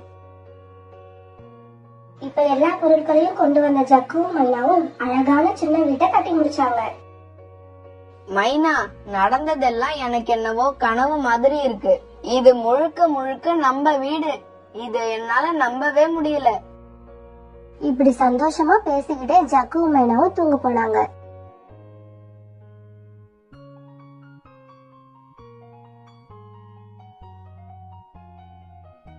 என்ன கோரி அக்கா, ஜக்குவும் மைனாவும் எங்க? ரொம்ப நாளா பார்க்கவே முடியல. தேடி தேடி பிடிச்சு கொண்டு வந்தனே ஒரு மருமக, அவ என் மகனையும் மயக்கி இந்த வீட்டை விட்டே இழுத்துட்டு போயிட்டா. அப்படியா? இல்லையே, நீங்க தான் உங்க மருமகளோட முட்டையை உடைச்சு அவங்க 2 பேரையும் வலுக்கட்டாயமா வீட்டை விட்டு துரத்திட்டீங்கன்னு கேள்விப்பட்டேன். இப்படி யாராவது பேசினா கோவப்படுற கோரி அன்னைக்கு எதுவுமே பேசாம இருந்தது காலுக்கு ரொம்ப ஆச்சரியமா இருந்துச்சு. கோரி அக்கா, உன்னோட கோபம், ஈகோ, வீராப்பு இதெல்லாம் வயசான காலத்துல ஆதரவு கொடுக்காது. உங்களோட வாரிசுகள் தான் ஆதரவு கொடுத்தாகணும். இப்படி சொல்லிட்டு சோனா பறந்து போக கோரி மனசுல ஒரு புது திட்டம் உருவாச்சு. ஜக்குவும் இப்ப வீட்டை விட்டு அவ கூட போனதுதான் நமக்கு பெரிய அவமானமா இருக்கு. அவனை எப்படியாவது கொண்டு வந்துட்டா அப்புறம் எனக்கு எந்த பிரச்சனையும் இருக்காது. இப்படியே சில நாட்கள் நகர்ந்துச்சு. ஒரு நாள் உணவு தேடி எடுத்துக்கிட்டு சாயங்காலமா ஜக்கு தன்னோட வீட்டுக்கு வந்தான். வீட்டுக்கு வந்த ஜக்குவுக்கு இன்ப அதிர்ச்சி காத்திருந்தது. ஜக்கு, இங்க பாத்தீங்களா, நம்மளை விட்டு போன ஒரு முட்டைக்கு பதிலா கடவுள் நமக்கு 2 முட்டை கொடுத்திருக்காரு. இன்னைக்கு நான் ரொம்ப சந்தோஷமா இருக்கேன். மைனா, நானும் ரொம்ப சந்தோஷமா இருக்கேன். இந்த முட்டையில இருந்து வரப்போறது ஆனா பெண்ணான்னு கேக்குறதுக்கு இங்க யாருமே இல்ல. இப்ப மைனா முட்டைகளை ரொம்ப பாதுகாப்பா அடக்காக்க ஜக்கு அவளுக்கு சத்தான உணவுகளை தேடி கண்டுபிடிச்சு கொண்டு வந்தது.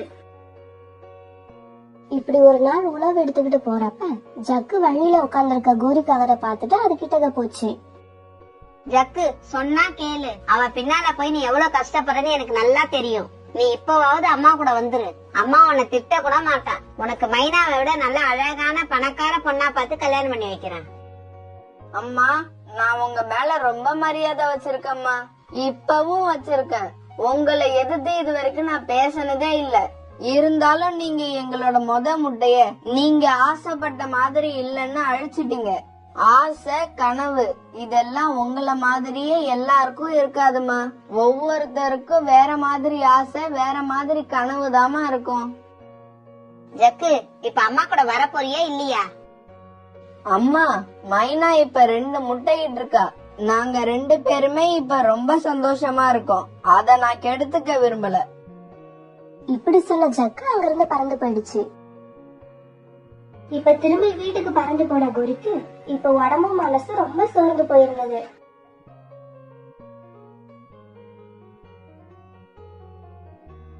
காலங்கள் ரொம்ப வேகமா ஓட ஆரம்பிச்சது.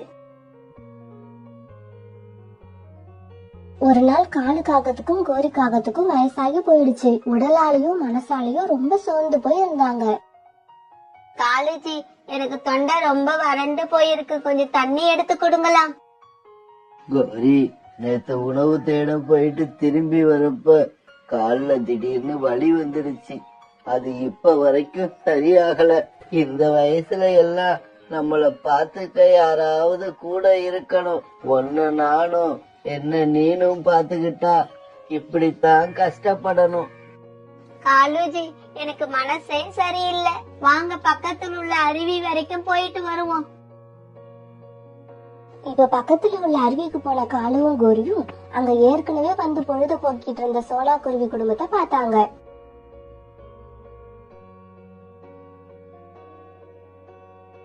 காலுஜி, அந்த 2 சின்ன குழந்தைங்களும் யாரு? சோனா குருவியோட பேத்திங்களா அவங்க? ஆமா ஆமா, சோனா குருவியோட பேத்திங்க தான் அவங்க. சோனா குருவிக்கு 2 பேத்திங்க. ஆனா சோனா அதுக்காக மருமகளை வீட்டை விட்டு விரட்டல. இப்ப சந்தோஷமா இருக்கு. இத கேட்டுக்கிட்டு கோரிக்காக மௌனமா அழுதுகிட்டே இருந்துச்சு. மைனாவோட 2 பெண் குழந்தைங்களும் அன்னைக்கு ஸ்கூல் விட்டு வந்தாங்க. அம்மா அம்மா, எங்களுக்கு ஆஃபலி லீவ் விட்டாச்சு. ஆமாமா, இன்னும் 10 நாள் நாங்க வீட்ல தான் இருப்போம். இந்த சமயத்துல வெளியில போயிருந்த ஜக்கும் திரும்பி வந்துச்சு. ஹாய், அப்பா வந்துட்டாங்க, அப்பா வந்துட்டாங்க. பசங்களா, இப்படி வந்து இந்த ஸ்நாக்ஸ் சாப்பிடுங்க. அப்பா வேலைக்கு போயிட்டு இப்பதான் வந்திருக்காங்க, அவங்கள தொல்லை பண்ணாதீங்க. மைனாவோட பெண் குழந்தைகள் 2 இப்ப வந்து ஸ்நாக்ஸ் சாப்பிட ஜக்கு மெதுவா பேச ஆரம்பிச்சது. மைனா, நேத்து அம்மா வீட்டுல வழுக்கி கீழே விழுந்துட்டாங்களாம். ஷோல்டர்ல அடிபட்டிருக்கான். யார் சொன்னது உங்களுக்கு? கிளி அக்காவை பார்த்தேன், அவங்க தான் இத சொன்னாங்க. ஏங்க, நீங்க ஒரு தடவை போய் அத்தையும் மாமாவையும் பாத்துட்டு வந்தாதா என்ன? அம்மா நம்ம மேல கண்டிப்பா கோபமா தான் இருப்பாங்க. நான் போனா முகம் கொடுத்து கூட பேச மாட்டாங்க. அம்மா அம்மா, யார பத்தி பேசிட்டு இருக்கீங்க? உங்க தாத்தாவையும் பாட்டியும் பத்தி தான் பேசிட்டு இருக்கோம். அம்மா அம்மா, எங்களுக்கு தாத்தாவும் பாட்டியும் இருக்காங்களா? ஓ, தாத்தா பாட்டி 2 பேருமே இருக்காங்க. அம்மா அம்மா, வாங்கம்மா, தாத்தாவையும் பாட்டியும் போய் பார்த்துட்டு வருவோம். பசங்களா, என்னையும் அம்மாவையும் பார்த்தா பாட்டி திட்டுவாங்க. அதனால நீங்க 2 பேரும் மட்டும் போயிட்டு வாங்க. எங்களுக்கு ரொம்ப தாகமா இருக்கு, குடிக்க கொஞ்சம் தண்ணி கொடுங்கன்னு கேட்டு கதவு தட்டுங்க. அப்புறம் பாட்டிக்கு ஷோல்டர்ல அடிபட்டு இருக்கான், அதுக்கும் மருந்து போட்டுட்டு வாங்க. சரிம்மா. இப்ப ஜக்குவோட பொண்ணுங்க பிளாக்கி டார்கி 2 பேரும் கால் தாத்தா வீட்டுக்கு போய் கதவை தட்டினாங்க. யாரது? கதவு திறந்துதான் இருக்கு, உள்ள வாங்க. யாரும்மா நீங்க? ரொம்ப அழகா இருக்கீங்களே, யார பாக்கணும்? பாட்டி, எங்களுக்கு ரொம்ப தாகமா இருக்குது, அதான் தண்ணி கேட்கலாம்னு கதவு தட்டணும். அதோ அங்க தண்ணி இருக்கு, போய் எடுத்து குடிங்க செல்லுங்களா. ஆனா பிளாக்கியும் டார்கியும் தண்ணி குடிக்காம வீட்டை நல்லா சுத்தி பார்த்துட்டு பாட்டி கிட்ட வந்தாங்க. பாட்டி, என்ன உங்களுக்கு காயமா இருக்கு? நேத்து பாட்டி தடுமாறி கீழே விழுந்துட்டேன், அதனாலதான் இந்த இடம் காயமாயிடுச்சு. பாட்டி பாட்டி, நீங்க இப்படியே கொஞ்ச நேரம் இருங்க, நாங்க உங்களுக்கு மருந்து போட்டு விடுறோம். இப்படி சொன்ன பிளாக்கியும் டார்கியும் பாட்டிக்கு மருந்து போட்டு விட்டாங்க. பசங்களா, உங்களை இந்த காட்டுல நான் பார்த்ததே இல்லையே. நீங்க எங்கேந்து வரீங்க? உங்க அம்மா அப்பா யாரு? அப்பாவும் அம்மாவும் பேரை சொல்லக்கூடாதுன்னு சொல்லிருக்காங்க. சொன்னா நீங்க அவங்கள திட்டுவீங்களா? என் செல்லங்களா, பாட்டி திட்ட மாட்டேன். சொல்லுங்க, யாரு உங்க அப்பா அம்மா? எங்க அப்பா பேரு ஜக்கு, எங்க அம்மா பேரு மைனா, எங்க தாத்தா பாட்டி பேரு காலு கோரி. இத கேட்ட காலு கோரி 2 பேரும் ஆளுக்கு ஒரு பேத்திய அழைச்சுக்கிட்டாங்க. சரி பாட்டி, எங்களை விடுங்க, நாங்க போய் எங்க அப்பா அம்மாவை அழைச்சிட்டு வரோம். செல்லங்களா, நீங்க போய் தான் உங்க அப்பா அம்மாவை அழைச்சிட்டு வரணும்னு அவசியம் இல்ல. நீங்க 2 பேரும் வீட்டுக்கு போகாம இங்கேயே இருங்க, அவங்க தன்னால வருவாங்க. கோரியோட மாஸ்டர் மைண்ட் போட்ட பிளான் படி பசங்க 2 பேரும் காலு வீட்லயே இருக்க ஜக்குவும் மைனாவும் அவங்கள தேடிக்கிட்டு காலு வீட்டுக்கே வந்துட்டாங்க. இப்படி வந்த 2 பேரும் காலு கோரியோட காலை தொட்டு கும்பிட காலுவும் கோரியும் அவங்கள நெஞ்சோட அணைச்சுக்கிட்டாங்க.